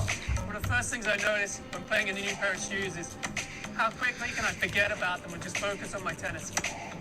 Man, these things feel pretty natural. But they do their business here, like slaving, scavenging, yada yada, all the stuff I've already mentioned. Later on into the evening, though, we had our very first raid from the Thromboian Union, a much stronger and more connected tribe of Thromboians than the Confederacy of Banah. Also, much more well-equipped, I should note, and that is also why we decided to try and run away while firing at them, to try and run into the mountains so that the slavers had to deal with them on their own. And trust me when I say deal with them, they definitely did. They fired so many bullets into them they looked like Swiss cheese by the time that they were finished, and the raid was finally over, which we were quite happy about because now we could finally get back to working on our base here, and just as well, of course, we could collect the weapons that those Thromboians were using to try and kill us, which are worth quite a bit of money, much more than any firearms that we could currently create, of course. Speaking of which, however, as we were digging out the area for our food storage and our dining room, Boyle finished up gunsmithing, meaning that we could actually make some more modernized weapons. Our only main issue now is going to be infrastructure. Now, I do have a teeny tiny bit of a solution for this, though, since we're using so much steel to build other things. To try and compensate for that, I built a steel stone cutting table. That way we can begin using limestone as well as slate. It is an electric stone cutting table as well, so it makes the process go by a lot faster. Now, these stone blocks are going to be our main resource for building furniture and other types of things. So, of course, immediately talking about that, we began building some dressers and tables and stuff like that, along with some bedrolls from the emus and whatnot that we had hunted. And, of course, that night, even though the floor hadn't been fully smooth, so it was quite jagged and whatnot to lay on in our bedrolls, we did have a good night's rest finally. The next morning, I noticed Mousy was having a tantrum and began trying to destroy a lot of the furniture and whatnot that we had built the night before. This only further drove a wedge between us and our vagabond companions. But for the time being, we would leave her be and we would not take any action. It would be foolish of us to go ahead and kill them or kick them out, especially since Boyle has been doing such good research and he actually ended up finishing batteries for us. We went ahead and began smoothing our walls and floors as well as building batteries and some shelves for storage. A process that I will say admittedly took a lot longer than I had hoped and or would have liked, of course, as well.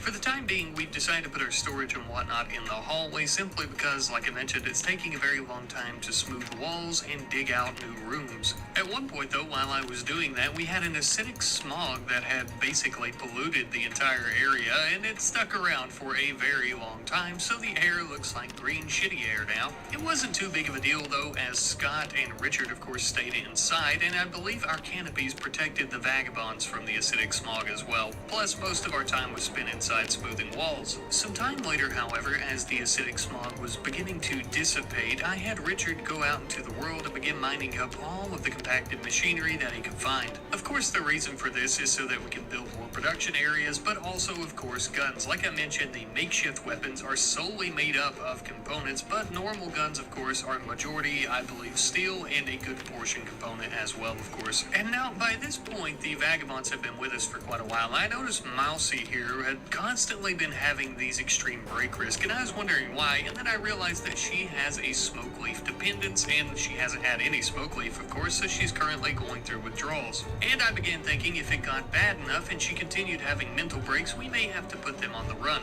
At one point, we noticed from a distance a large caravan of United Rebel forces that were passing by. They were mainly comprised of several soldiers who were actually heavily armed, but they also had a few dogs along with them and a drone. We weren't exactly sure what kind of operations they were conducting out here in the desert, but we didn't get in their way and they were out of our territory in a flash. I thought it also worth mentioning that we struck coal ore while digging out in the mountain. It wasn't really useful, we didn't have anything that we could fuel with it, but we decided that we might end up selling it. I am somewhat opposed to trying to sell things that aren't guns or weapons just in general, or possibly even armor. I kind of want to limit it to that, you know, I want to make our riches off an actual gun empire, right, a weapons empire of sorts. But I think here in the early stages, it might not hurt to sell things like coal and different things like that that we won't need, but I guess we'll just see how it goes. I may end up doing that, and I may not. Let me know what you guys think about that in the comments section down below. Are you completely opposed to me selling other things to make money? Are you opposed to it until maybe we actually start making a good bit of money off of weapons and whatnot? I think that might kind of be which way I lean towards, but let me know what you guys think as well.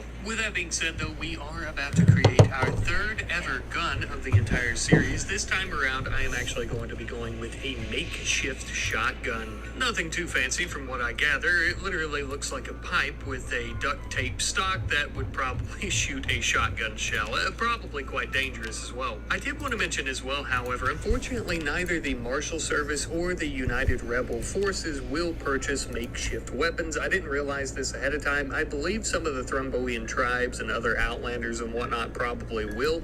But for the two main factions, they will only buy some higher quality weapons like normal weapons. And I can't really blame them for that. Something I can blame on somebody though is this betrayal by the vagabonds. Oh, I should have seen it coming. We should have known. Looks like these sick bastards intended to help us get this business off the ground and then catch us with our backs turned and try to kill us and take it. Well, we weren't about to let that happen. We immediately began firing upon them with our weapons, much more advanced as they are ranged guns, and they beat their little knives that they had. After we finally killed Mousy, which let me just tell you I was ecstatic about, Boyle decided to try and leave, and eventually he did escape, unfortunately. That sorry sack of dog shit. We'll see him around, I have no doubt. And as for Mousy here, we're going to remove her disgusting corpse from our doorstep and throw it in the pile with the others. I gotta say, at one point I was actually contemplating arresting Boyle before, they betrayed us, and now looking back on it, of course, hindsight is 20/20, but looking back on it, I do wish that I would have done that now, unfortunately. Interestingly enough, though, not too long after that, we ended up having a quest from one of the leaders in the Outland stating that one of their friends had been injured and that if we went to rescue them, they would actually join us here. It was apparently someone by the name of Shinichi. We had never heard of them before, but we did decide to send out Richard and Scott on a long journey through the treacherous desert mountains to try and rescue them, and not too long later we ended up arriving.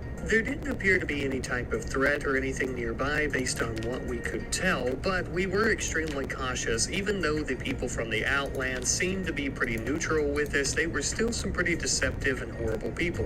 Which is a bit ironic coming from Scott and or Richard, but I digress. As we approached, he was lying on the ground in a lot of pain in a small puddle of his own blood. It would appear that this is not a trap, so we offered help to him, and of course he accepted and joined us, and now we have a third member. Now, of course, we were very curious to find out what had happened to him, so on the long journey back home, we began asking a few questions. Turns out, as he was traveling through the desert, he was apparently approached by a very large lad in a green plaid shirt, and that guy ended up robbing him and stabbing him. If you ask me, that sounds an awful lot like our old acquaintance Boyle. I suppose it hardly matters though, because he is alive, thankfully, and we intend on keeping him that way. After bringing him back home, we put him in one of the wooden canopies for safekeeping until we can get him a room inside. We also managed to get a little peek at his skill set and his traits, which were pretty mediocre for the most part, except for a crazy high artistic and social skill. He also has a chemical interest and is a pessimist. Sheesh! Now that we got all that boring shit out of the way, which I actually have more boring shit to discuss with you here,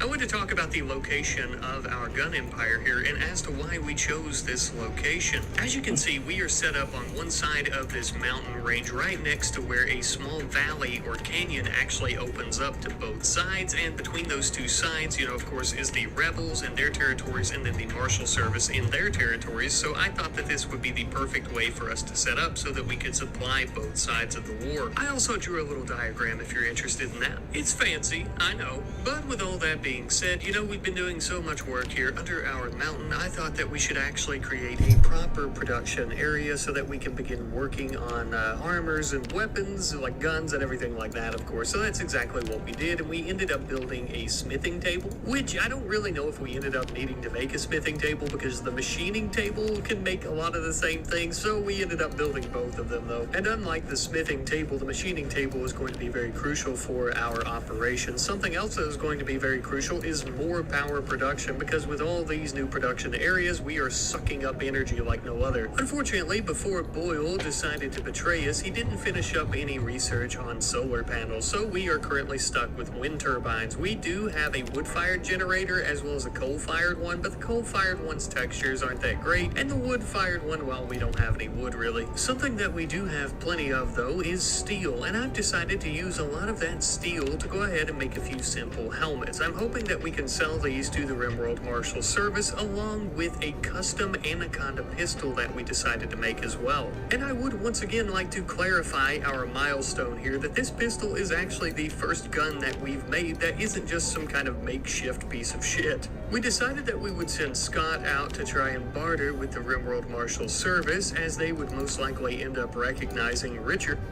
Feel protected under our roof so you can enjoy your dreams. American Family Insurance.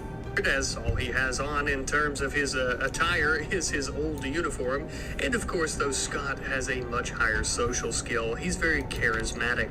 So charismatic, in fact, that he managed to sell the Thromboian hammer and longsword for well over $500 a piece. Now, the Colt Anaconda didn't do near as well, but we still made a pretty penny off of it. Unfortunately, though, his charisma could only go so far, as they were not willing to buy any of the helmets that we tried to sell to them. But that's okay, because after we got back home, we decided that we would equip them on the three of us. And I do think that these 3 steel brain buckets, though simple, may help us keep our thoughts within our heads in terms of not getting shot in the head. I think you understand what I'm trying to say. Of course, though, Scott has a very personal connection with his hairstyle, so he's decided to opt for keeping the helmet in his inventory and only getting it out and putting it on in times of great need. And I mean, can you blame him? Look at those locks. What a handsome devil. Emphasis there on the devil part. But of course, regardless of how handsome these young strapping fellas are, we still have a lot of work to do here under the mountain. We began digging out a new section of the hallway to put some new bedrooms. I think I'm going to use one of these as a prison, at least for the time being. Eventually, though, of course, I would like to continue digging throughout the mountain, building the base bigger and bigger, and at some point I would like to build in, a specific area for a prison with much smaller cells and whatnot,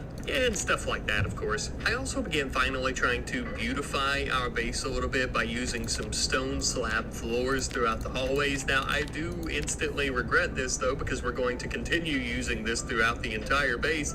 They actually cost 8 stone per tile. They have a very high beauty rating of 3, but it's a shit ton of work, so this is going to suck. However, as we're working on our beautiful, hard-to-build tiles, we ended up having a wanderer who offered to join us here, stating that they essentially had nowhere else to go. They were someone by the name of Downs, and although we were extremely skeptical because they're a stranger, we've never heard of them before, we did end up accepting because we could really use the manpower. And truthfully, I'm quite glad that I did. I believe that this decision may help us out in the future. We're not going to have to worry about them betraying us and attacking us directly, of course, because they are actually incapable of violence. They are a great memory, night owl, kind and delicate high mate who actually has some good skills in artistic and social, but unfortunately we're not interested in too much of that, so we're actually going to end up putting her on research duty, as she does have a slight passion for it. And unfortunately, because of her low skill for intellectual, she is going to be quite slow at it, but it is also going to be her one and only duty, so, it's better than nothing. Obviously, of course, as well, just having Downs doing research will free up Scott from having to do research on top of his mining and construction duties as well, keeping him focused in 1 or 2 areas instead of 3 or 4. Or just 3, I guess. I'm not really sure where I got 4 from, but I'm not very good at math.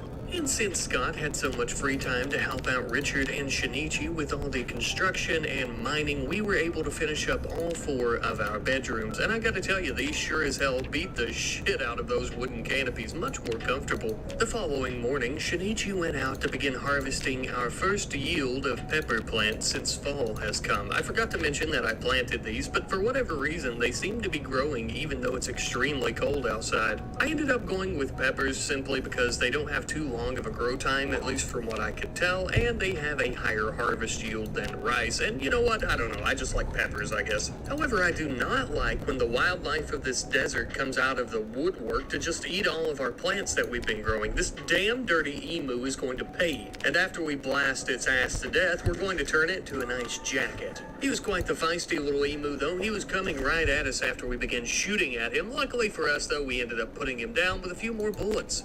Just another factor of the Noquan Desert. Not only are there extremely dangerous people looking to enslave us or murder us and take our bones and make toothpicks and clubs out of them or something, but the wildlife in the desert is also extremely dangerous. Even the emus can't be hunted without them running straight at you, trying to claw your eyes out so they can peck and feed to their babies. Anyhow, though, a little bit of time later, I ended up getting some joyous news. We actually have 2 new lovers. Turns out that Downs and Richard are now, lovers. And I didn't read this when playing, so I was a little bit surprised to see it later, but apparently she has formed a psychically bonded romantic relationship with him, which is very interesting. And now, of course, since the 2 of them are in love, they're going to want to snuggle together at night, so I ended up building them a steel double bed so that they could spoon and cuddle and all that great stuff. stuff, and you know what? They really seem to enjoy it. Now, a lot of the time, whenever I have people fall in love like this, I will try to encourage them to have children, but I'm thinking I might just let it kind of happen naturally here.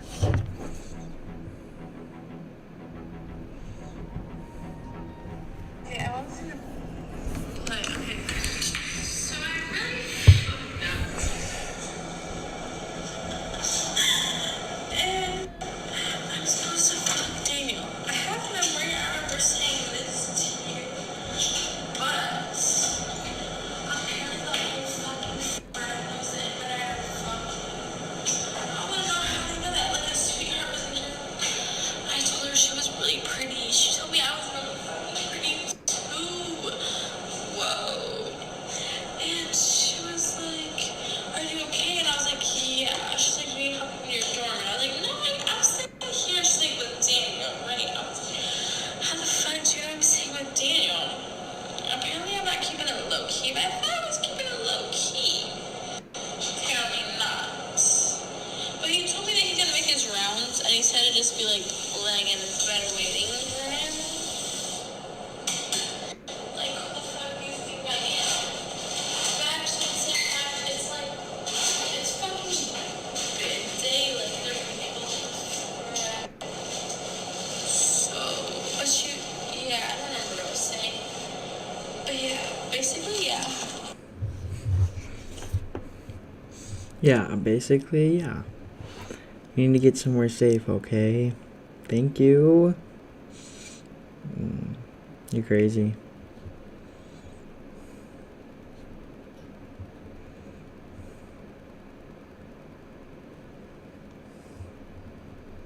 In this case. But now, my friends, unfortunately, the good news is over and we have a teeny tiny bit of bad news. We have yet another raid from the Confederacy of Banah. But this is not just any normal raid. No, this raid actually includes a familiar face. It would appear that Boyle has returned with a rifle, and he also has brought several Thromboian warriors along with him. I'm not sure what they promised him or what he promised them, but we're going to have to kill all of them, no doubt. Which is something I might say that we are very, very much looking forward to be honest with you. So much, in fact, that we actually decided to strike them preemptively before they even had the chance to plan out their attack on our base. We hid behind some stone chunks and sand dunes and immediately began firing upon the enemies. We were also taking some fire, but fortunately for us, it was mostly just stone shards that were being thrown at us by the tribespeople instead of Boyle's bullets. Regardless, however, they still hurt extremely bad, and we were beginning to bleed just a tiny bit, so we started putting some distance between us and the enemies as we continued firing at them, of course. With Boyle down, the main threat was pretty well over with. He was the only one that had a decent weapon, so we started kind of charging back towards the enemies as they started trying to put some distance between themselves and us. Oh, how the turntables turn. We started trying to get away from them as one of them was charging at us, and unfortunately they did end up taking down Shinichi, and they decided to try and kidnap him and run away, but obviously, of course, we were not about to let that happen. Scott and Richard ended up rushing back in for a hot moment, shot down the Thromboian warrior that was trying to kidnap him, and saved him, thankfully, and then, of course, we would try to take him back home. However, there was still a bit of unfinished business out here on the battlefield. Oh, Boyle, you poor dumb animal. Thankfully, though, you showed your true colors, and now we can take the appropriate action against you. Finally, the rabid dog has been put down, and now we can go around to his comrades and begin stripping them of their nice warm clothing, as we do need some cloaks or coats or jackets or just something to keep us from freezing. Because, even though you might not have guessed this, but the desert is extremely cold during fall and winter, especially at night when temperatures drop well below freezing. And unfortunately, though, my friends, I'm sad to say I have a bit more bad news. It would seem that Richard here has an infection in his right leg, a bit of a nasty infection from the makeshift SMG that Boyle was using against us. Even with that disgusting infection rotting away his leg, though, Richard still took some time to have a celebratory drink of alcohol to celebrate the battle being won. God, he's such a champ. Now, obviously, an infection in the leg isn't near as big of a deal as something like the torso, because if it got bad enough, we could cut off his right leg, but obviously I would prefer for him to keep both legs that he was born with as well. Because Richard is the only good doctor that we have, he's having to self-tend, which is a little bit of an issue as well. It's not near as good as if someone else were tending to him, but eventually his body would develop an immunity to the infection. And then it was around this time that I finally used my little pea brain to realize that there was a psychic bond between he and Downs, and this actually managed to give him a 15 increase in consciousness, which also increased a few other stats as well, which, I don't know, I thought it was cool. Thankfully, now that we know Richard's not going to die or lose his leg, we won't have to dig a shallow hole in the ground, so we can put our construction efforts towards something useful like defenses. Unfortunately, because we've been working inside the base, we were running a bit low on stone blocks, but we did have plenty of sandstone. It's extremely weak, but it is better than nothing. We would also use some steel to build some barbed wire on the entrances around the barricades as well, meaning if anyone wants to get past us, they're literally going to have to walk past us or go through some barbed wire. It's not exactly what I would describe as peak defenses or anything like that, but it is a decent start, right? I mean, it's better than nothing. And I really think that I was inspired to actually finally make some defenses here for the base after we almost got our asses completely handed to us by that Thromboian attack.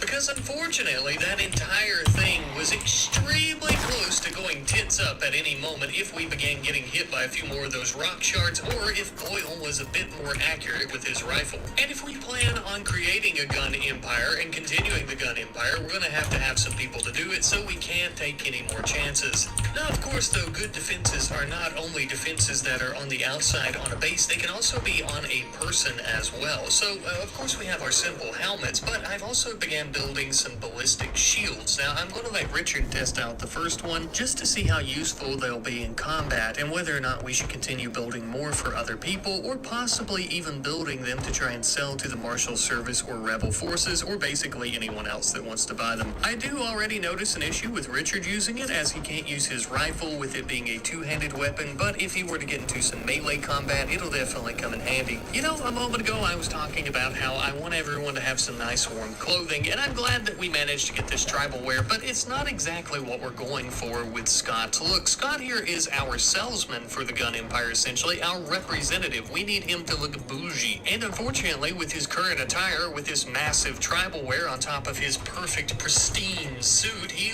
looks pretty impoverished. So I decided to make the executive decision to build a steel tailoring table. That way we can actually begin making our own outfits. One of the first outfits, of course, that we're going to be making, or articles of clothing, I should say, is a bird skin jacket for Scott. Now, of course, unfortunately, Richard here is much more of a soldier than he is a master tailor, but he did manage to cobble together a little bit of a jacket here, and it looks pretty good, even though the quality isn't all that great. And now, good old Scott here should be able to stay nice, cozy, and warm in his new jacket while not freezing to death on the icy desert sands, while also looking pretty damn good. Also, you remember how a moment ago I said, well, I might end up selling some of these shields after we test them, and yada yada. Well, I've decided that I'm going to sell them after I saw the price of them. They're apparently worth a pretty penny. But of course, we're going to need plenty more steel because we've basically blown through our entire supply by this point. Now, I do realize, of course, that the market value is not going to equate to what we actually end up making on it. Now, something I'd like to do, and I don't know if I really have any mods or anything that's going to help with this. If you guys have any suggestions, of course, please let me know. But something I'd like to do is trying to get some mods that add maybe different types of apparel or things like that that will actually increase trading value for our pawn, like Scott, who is going to be doing all our... Didn't he told me to come in here and lock the door and wait for him? He said he has excuses. That scared me. Basically, playing and things. Okay.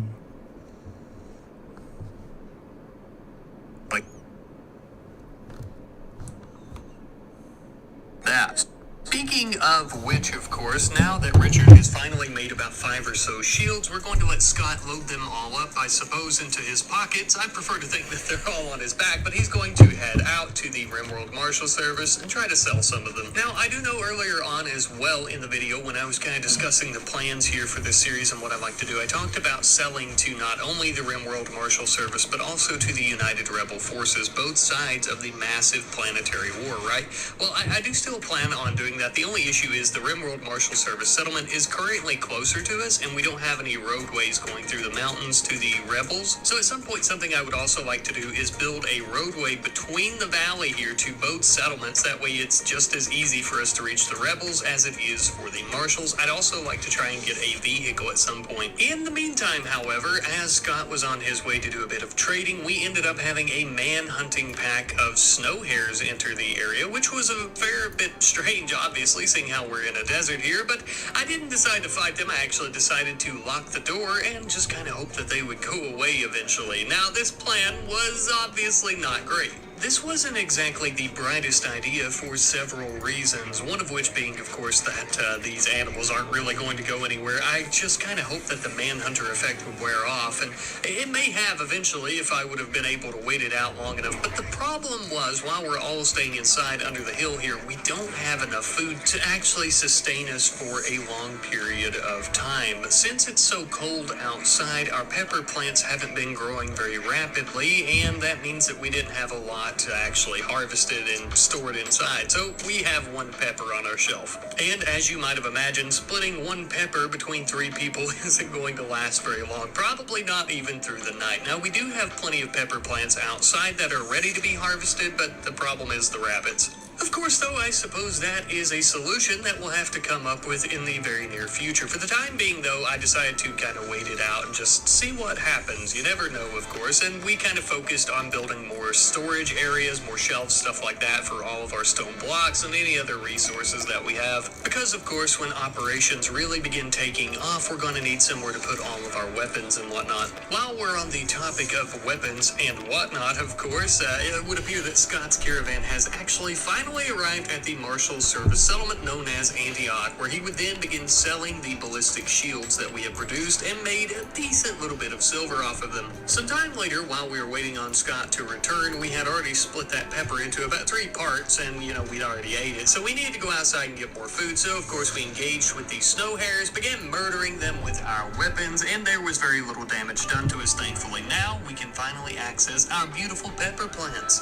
And not only, of course, would we be able to harvest and begin eating our delectable spicy red bananas that we have out here, we would also finally be able to eat some of these rabbits. Well, one of the rabbits that was not rotted from the crazy man-hunting disease that they all had, making them lust for human flesh and or blood. Of course, finally though, with all these ingredients, Shinichi would be able to quell our hungry little bellies by fixing us up some meals of peppers and what teeny tiny bit of rabbit meat that we actually managed to get. However, our brief period of having to stay inside all the time made me realize that it's very easy for our people here to get bored when they can't go on walks outside, watch sunsets and things like that, so we need some forms of recreation. I thought our dining room here would be the perfect place for one of those forms of recreation that is actually a radio. Now, the style of radio that we ended up creating is a bit dated, as our schematics that Shinichi had to work with were from an older model, yada yada, you don't care about that. The only reason I bring that up is it may take a little bit of tweaking and tuning before we're able to tune into either Rebel Radio, which is the propaganda radio for the rebels, or Regime Radio, which is the corresponding counterpart for the RimWorld Marshal Service, but don't worry, we'll get around to it.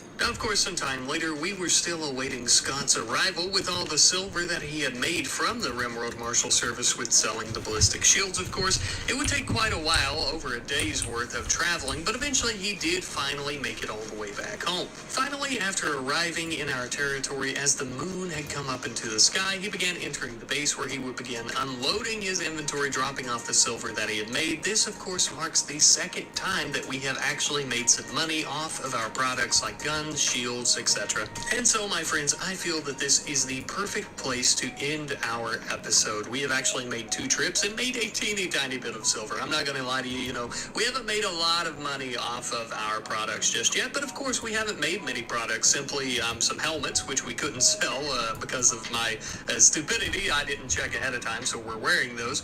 We ended up selling those shields, though. We made a little bit of silver off that, the Anaconda pistol, and I guess that's about it, other than the ancient thromboid weapons, which, of course, we're not going to be able to create, unfortunately, because those are, you know, just...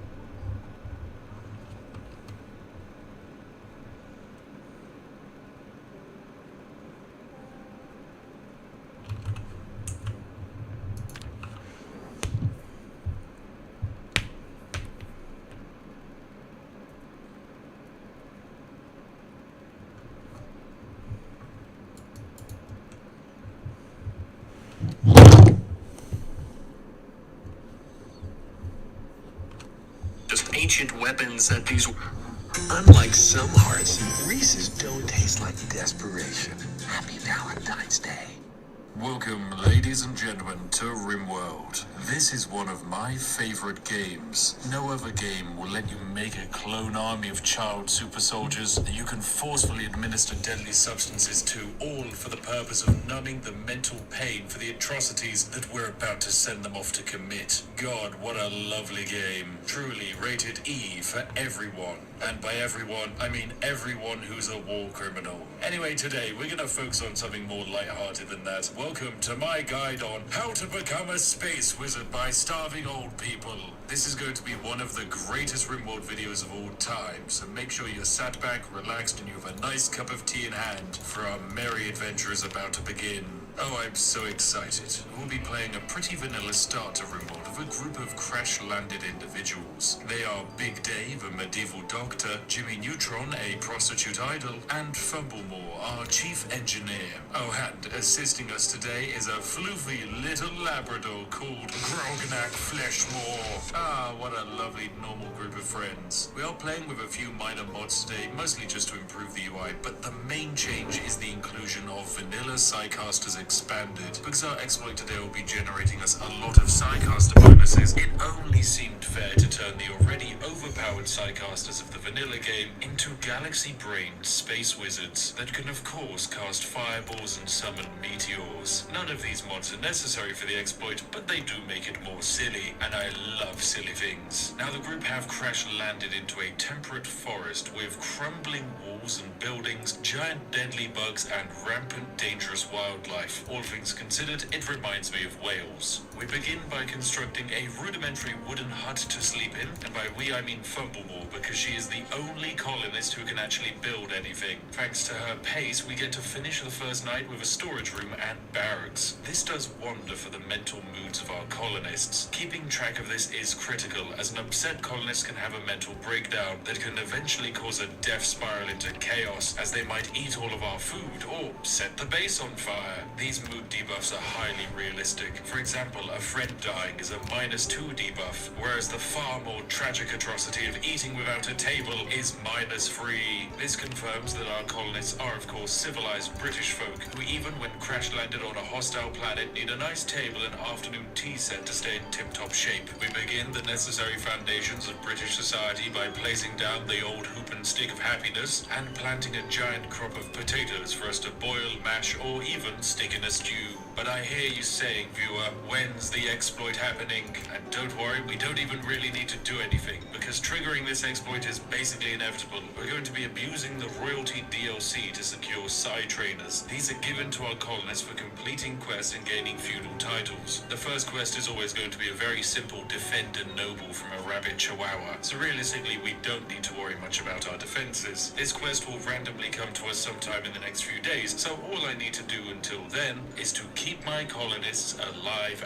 and happy. On day 2 of our colony, I sent Fumblemore and Jimmy Neutron out to go hunt some local wild boar. This resulted in them wasting 5,000 bullets to eventually take down one boar and drive a second boar into this deadly insect lair. Luckily, we managed to run away before they could actually attack us. But still, those bugs are no laughing matter. It's also during this process that we get the opportunity to actually name our colony and faction. Now, as our faction is going to be entirely focused on scamming the native nobility out of their priceless artifacts, it made sense to become the British Empire. And as the landscape reminds me of this place, our particular settlement is named Wales. We then get to finish the day off with the creation of a freezer to store our freshly captured meats so that they stay perpetually cold and last forever. With this, I gain a general sense of pride and satisfaction as our little settlement, in my opinion, is now set up and ready to roll. With an unexpected arrival on the map in the form of this wild woman, Paddy O'Connor, who we can recruit, but it's much more entertaining to simply let this crazy naked woman wander around and cause chaos. And here it is, the quest we've been waiting for to kickstart this exploit, the Hunted Praetor.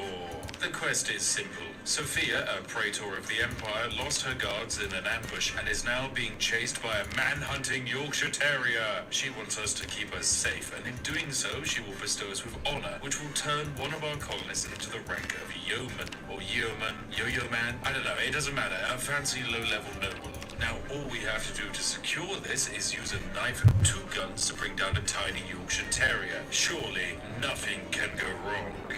Whether you are an artist, playing accountant, or a student just looking to get started, the UW Credit Union app lets you be free to be you. Because with fewer fees, you can do more of what you love.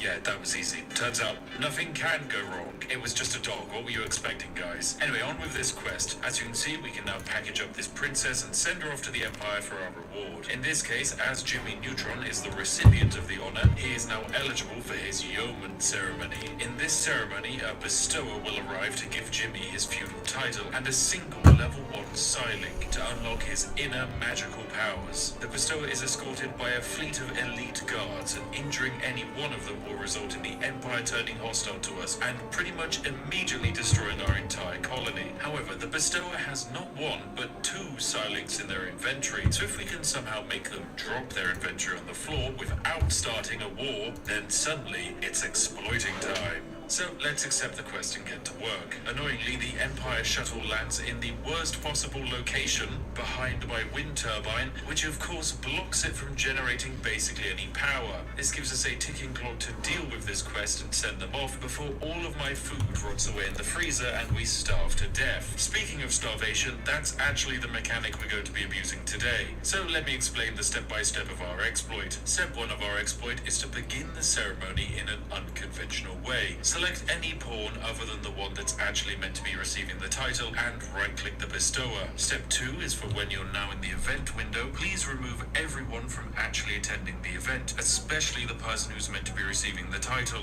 The only person you want to leave in is the current pawn you have selected. Step 3 is to then have this pawn, after kickstarting the event, immediately leave the event. Normally, the event should be cancelled, or it cannot be exited by Jimmy Neutron as they are the one receiving the title, but because Fumblemore is the one who actually locked in the ceremony, they don't have to be invited in the first place and can freely leave. Logically, being the only one left there, the bestower should realize that the ceremony has been cancelled and that they don't need to wait for it to actually begin. Maybe they can stop for a bite to eat, but no, because of this weird setup, the poor old bestower, Mr. Noskoskos, is left attending a ceremony with no one else involved that cannot start until Jimmy shows up. Well, spoiler alert, kids, just like your daddy went out for milk, Jimmy Neutron ain't coming back. So what happens next? Well, the bestower can't go anywhere, so all we're going to do is effectively leave them there to wait. And whilst he does, everyone who is not involved in the ceremony, like my colonists and his guards, will go about their normal day-to-day life. They'll eat food, rest, and relax. Noskoskos, however,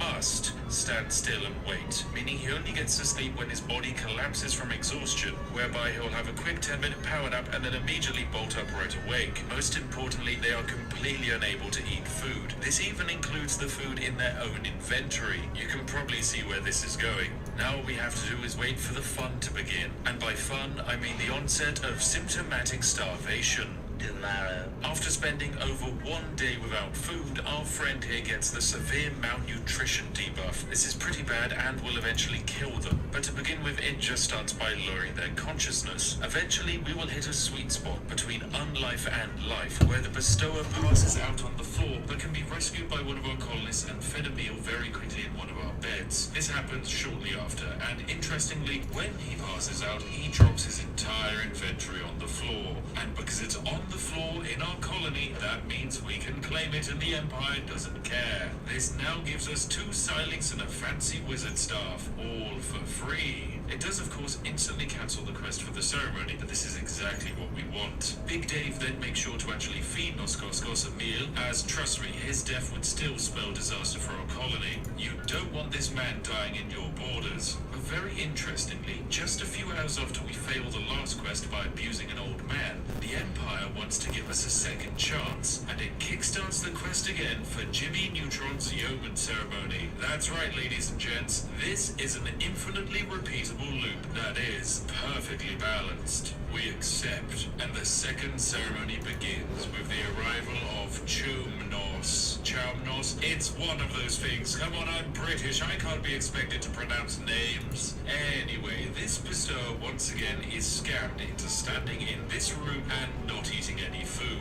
Turns out these bestowers don't speak to each other very often, and they don't get the memo that the ceremony isn't actually ever going to start, but still they're dedicated to their craft, and they will stand in that room until they die. So whilst our new friend settles in, I get Fumblemore to consume their very first Silent Neuroformer. This unlocks their latent abilities as a space magician. Now there are many Psycast schools we can specialize in. Some provide social and economic benefits, and some let you cast Lightning Bolt. Naturally, we went for Static Lord. I sink our first 2 Psycast levels of Fumblemore into getting Lightning Bolt and Chain Lightning. Now casting any of these spells generates psychic heat. The amount of total heat we can handle is increased by the level of Fumblemore's psychic ability. So provided we keep leveling them up or giving them new trainers, we should eventually have an unstoppable laser boy on our hands. Anyway, the inevitable happened the following day. Poor old Churmanos refused to eat the bread sandwich that he had stored in his own pocket, and so passed out on the floor, dropping all of those lovely expensive goodies. Fumblemore immediately gobbled them both up, so we now have a level 4 Psycaster in our midst. With this new level comes the Thunderbolt ability that can do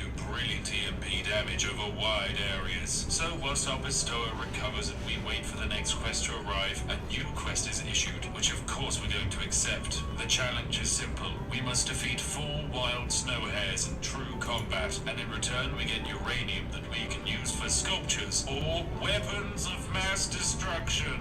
You know, one of those 2 things. Normally, fighting 4 fast-moving rabbits can actually be tricky, but this entire fight ended immediately when Fumblemore cast a single chain lightning bolt, setting all 4 targets simultaneously on fire, leading to one of the most horrible sights I've ever seen in game, as 4 rabbits screamed in pain whilst their fur cooked them alive. Oh god, it was horrible. Anyway, my shipment of uranium's here. Oh, and we're all going to be eating rabbit stew for the next few days. Jimmy Neutron's next Yeoman ceremony is upon us, and the new bestower is Cassia, a 73-year-old grandma who once again will be our next victim of elderly abuse. Whilst this might seem bad, please remember that this is a game where a completely viable strategy to defeat enemies is to trap them in a room and then superheat the air to vaporize the occupant's lungs. So in comparison, what I am offering is a mercy, and you should all be praising me in the comment section for my humanitarian efforts. Come on,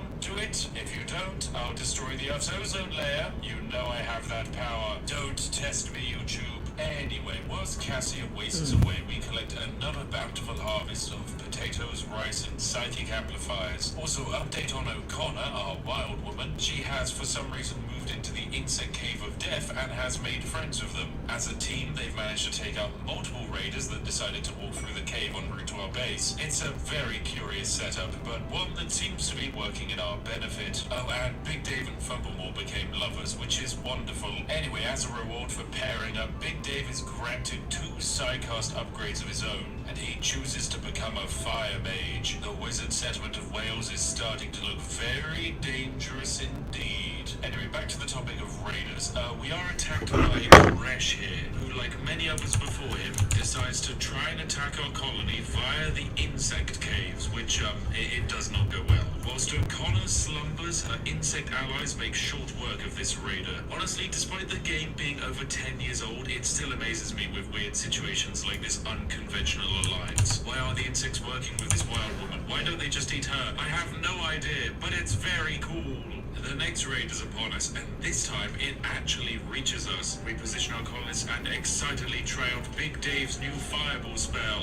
Unfortunately, I'm bad at timing the cast, so by the time it lands, the raider is now very much out of range. Instead, we follow up with a second, much better targeted fireball. Big Dave then finishes them off with a brilliant shiv of death. For the next raider, Fumblemore casts an absolutely giant thunderbolt, and that does the trick. Turns out raiders hate being on fire. And most of the time will not fight back after they've been struck by lightning,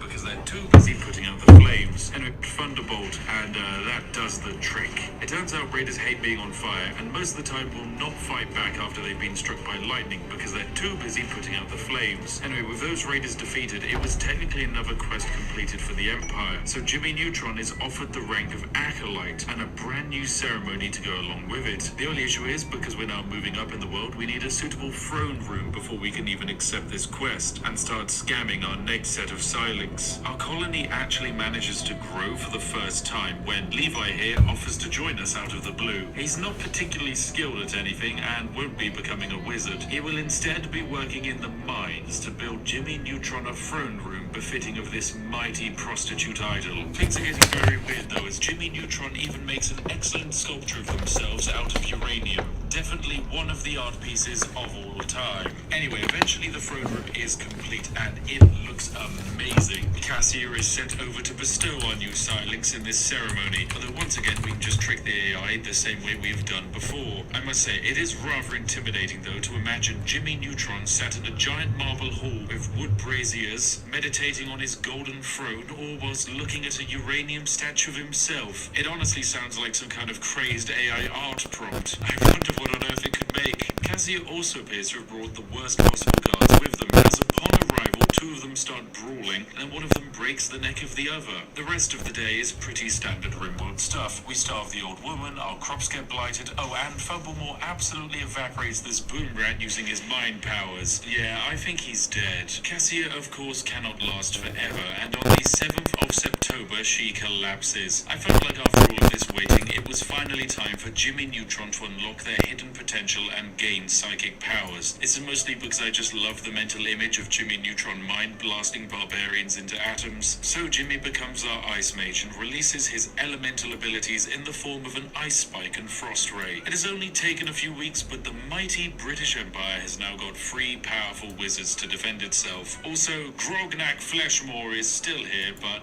realistically, she's just a big old friendly dog. Rather disappointed by the name, to be honest. It's evidently not holding much power, but then again, most chihuahuas are called Fluffy or Cuddles, and those demons genuinely thirst for blood. Anyway, that quest is cancelled, but as you can imagine, the Empire really wants Jimmy Neutron to get his title, and so they send off yet another offer. I'm getting the feeling that this native monarchy is never going to learn from their mistake, and you can guarantee that we're going to continue milking this for all it's got. Although this time, the cheeky buggers once again block my wind turbine. Oh, those bastards. A raid of violent pigs is set upon the colony, which I hear is rather common in Wales. Anyway, these raiders must now deal with 3 fully operational battle wizards, and some guy named Levi. Yeah, he's there too, I guess. To prepare for more raids, I decided to build the Corridor of Death. It's basically a rudimentary funnel system that groups up our enemies into a nice line, making chain lightning much more effective. The time is upon us, and Squiggle the Piggle is the first into the corridor, where Fumblemore whiffs a bolt into the wall and misses. The following thunderbolt, however, was very effective. Big Dave smells some bacon cooking and flings out a giant flame ball that is just barely dodged. Jimmy Neutron then retaliates and fires a spear of ice into Marg, absolutely obliterating their eye. This is then followed by a second ice spear. By this point, Marg and Squiggle are on fire, so instead of fighting, they simply run around trying to put themselves out. Ultimately, this is their downfall, and our crackling friends eventually attempt to flee with their bacony bottoms on fire. To celebrate our victory, Noskoskos, the bestower from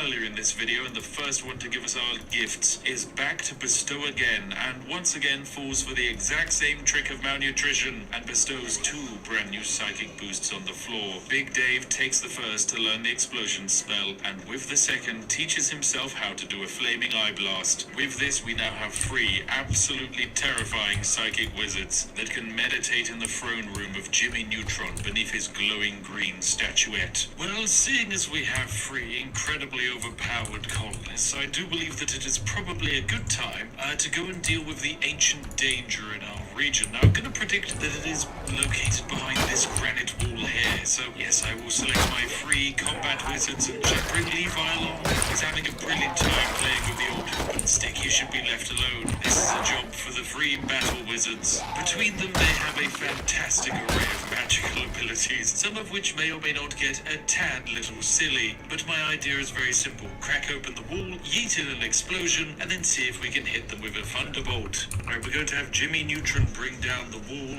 Meanwhile, Fumblemore and Big Dave will stand by, and yes, we've detected it's an ancient danger. Well, let's crack open this wall and get ready for some chaos. Right, come on, break down the wall, and what do we got? We've got mechanoids. There's a Scorcher, there is a giant pikeman, and there's a lancer. Okay, these bad boys are going to be very dangerous. However, we should be able to hit them with a little bit of chain lightning.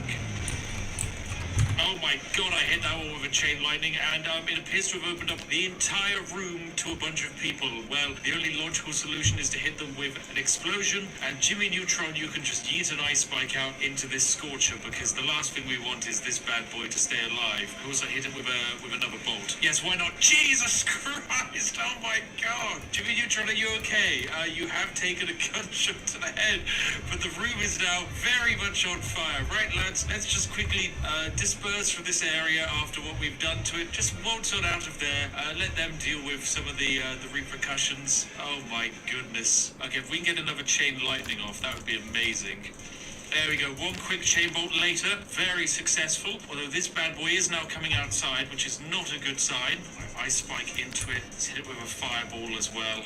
No, you, my friend, are not running away. One final chain bolt, and an ice spike. Gotta just scorch Fumblemore. Right, Fumblemore, lightning bolt, go. Why does it say it's adapted? I guess it's getting better at dealing with what we're doing. However, it is slowly dying, this monstrosity, and everything else in the room is slowly getting destroyed by either these raiders or other stuff going on in there. There we go, we did it. A couple more bolts to the head, and that was all we needed. Right, now we just need Big Dave to go up there and do a little finishing maneuver. Of course, they're trying to leave the area. Right, well, let's hit them with the age-old Thunderbolt. Lovely jubbly. One quick fireball there. That is one dead boy who has been murdered and another person who's on fire. Goodness, we've taken some damage, but all things considered, this has gone surprisingly well. Right, what do we have left? Just a single pikeman watching for targets. Everyone else in the room has been well and truly dealt with. Right, I'm going to chain bolt this pikeman when he wanders around the corner. There we go. Alright, so we can cast a bunch of wizard spells and then just stand around the corner so this bad boy doesn't even get a chance to respond. I suppose if we have Big Dave come up and cast a giant explosion, that could also work nicely. Alright, Big Dave, blow that up. Good explosion. Now try a fireball. And back around the corner you go. There we go, another stun, another bolt. Finally, Thunderbolt. Good hits all around.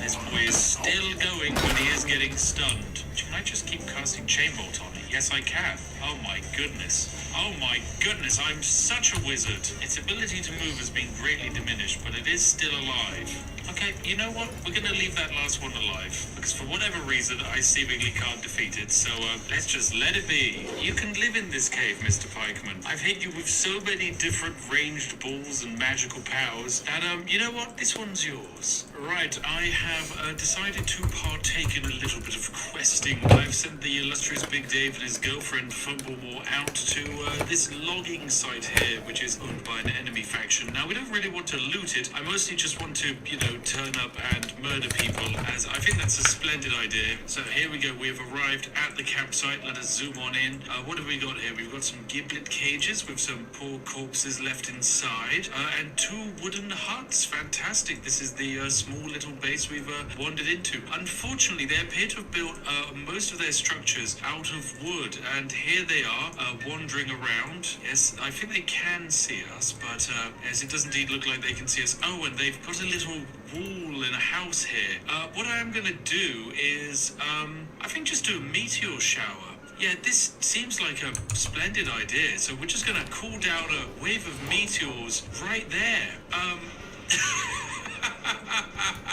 That was quite effective, I like that. Of course they're not the most happy with that, but you know, we've got all of these brand new psychic powers. I kind of want to use them, so let's summon a ball lightning, whatever that does. Okay, it just does a little bit of tickling, but I'll tell you what'll give them a bigger burn. Fumblemore casting a giant firebolt on top of their head. Yep, that one seemed to do a nice trick. Let's hit them with just a normal bolt after this. Oh, that one was unfortunately a miss. How about a little fireball? Not very good with aiming these, but it basically is like a grenade. Yeah, that one just straight up missed. Well, let's try a chain bolt there. Okay, that was effective. Our poor enemies have hypothermia. Jeez, it would have been a much better idea to bring Jimmy Neutron the Ice Mage to the area where our enemies are actually freezing to death. But oh well, you live and you learn. There we go. Right, we'll set them on fire just a little bit. All right, let's cause an explosion for this poor running around. There we go. Lovely. Oh, you can stand in water. Does it? Yeah, okay, I can electrocute people in water. It is effective. Oh my god, this man's doing a fire breath. I guess that's his ability. He can do fire breath. Oh wow, that's a burn. That's not very nice. Jeez. Right, let's pull back a little bit. As these annoying sausages are trying to murder us. You know what, actually 2 can play at this game. Let's breathe flame. Yes, that was super effective. Oh my goodness. Okay, breathing flame, absolutely perfect, because it sets the targets completely on fire, and even though he's wandering around in water, he is still getting pretty well sizzled. Good stuff, Big Dave. Right, I'm going to activate a fire shield on Big Dave and then have him melee attack this individual, because it means every time they come into melee range, they themselves are going to be set on fire. There you go, good job. That means they're going to start fleeing for their lives, because well, of course they don't want to be set on fire, but Big Dave can chase them down safely and in style. And fantastic, we've got our first enemy down. Lovely jubbly. Right, pull out of here, men. We've done a brilliant job. Up, here comes their lovely ranged boy. Hit him with the flame attack. There we go. Of course, they'll run away. Oh my goodness, they want a melee. Looks like they are going for a melee fight. Well, unfortunately, Big Dave is pretty good when it comes to melee fights. Oh, I guess they're doing the burn attack back at us. That's not nice. Well, self-explosion.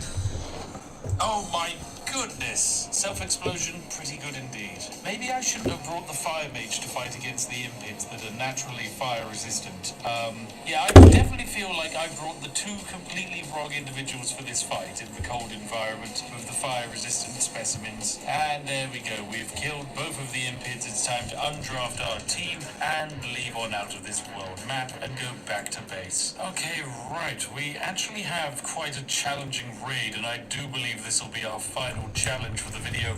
Quite a few of these pirateers have arrived, and these guys are actually more than happy to dig for our defenses.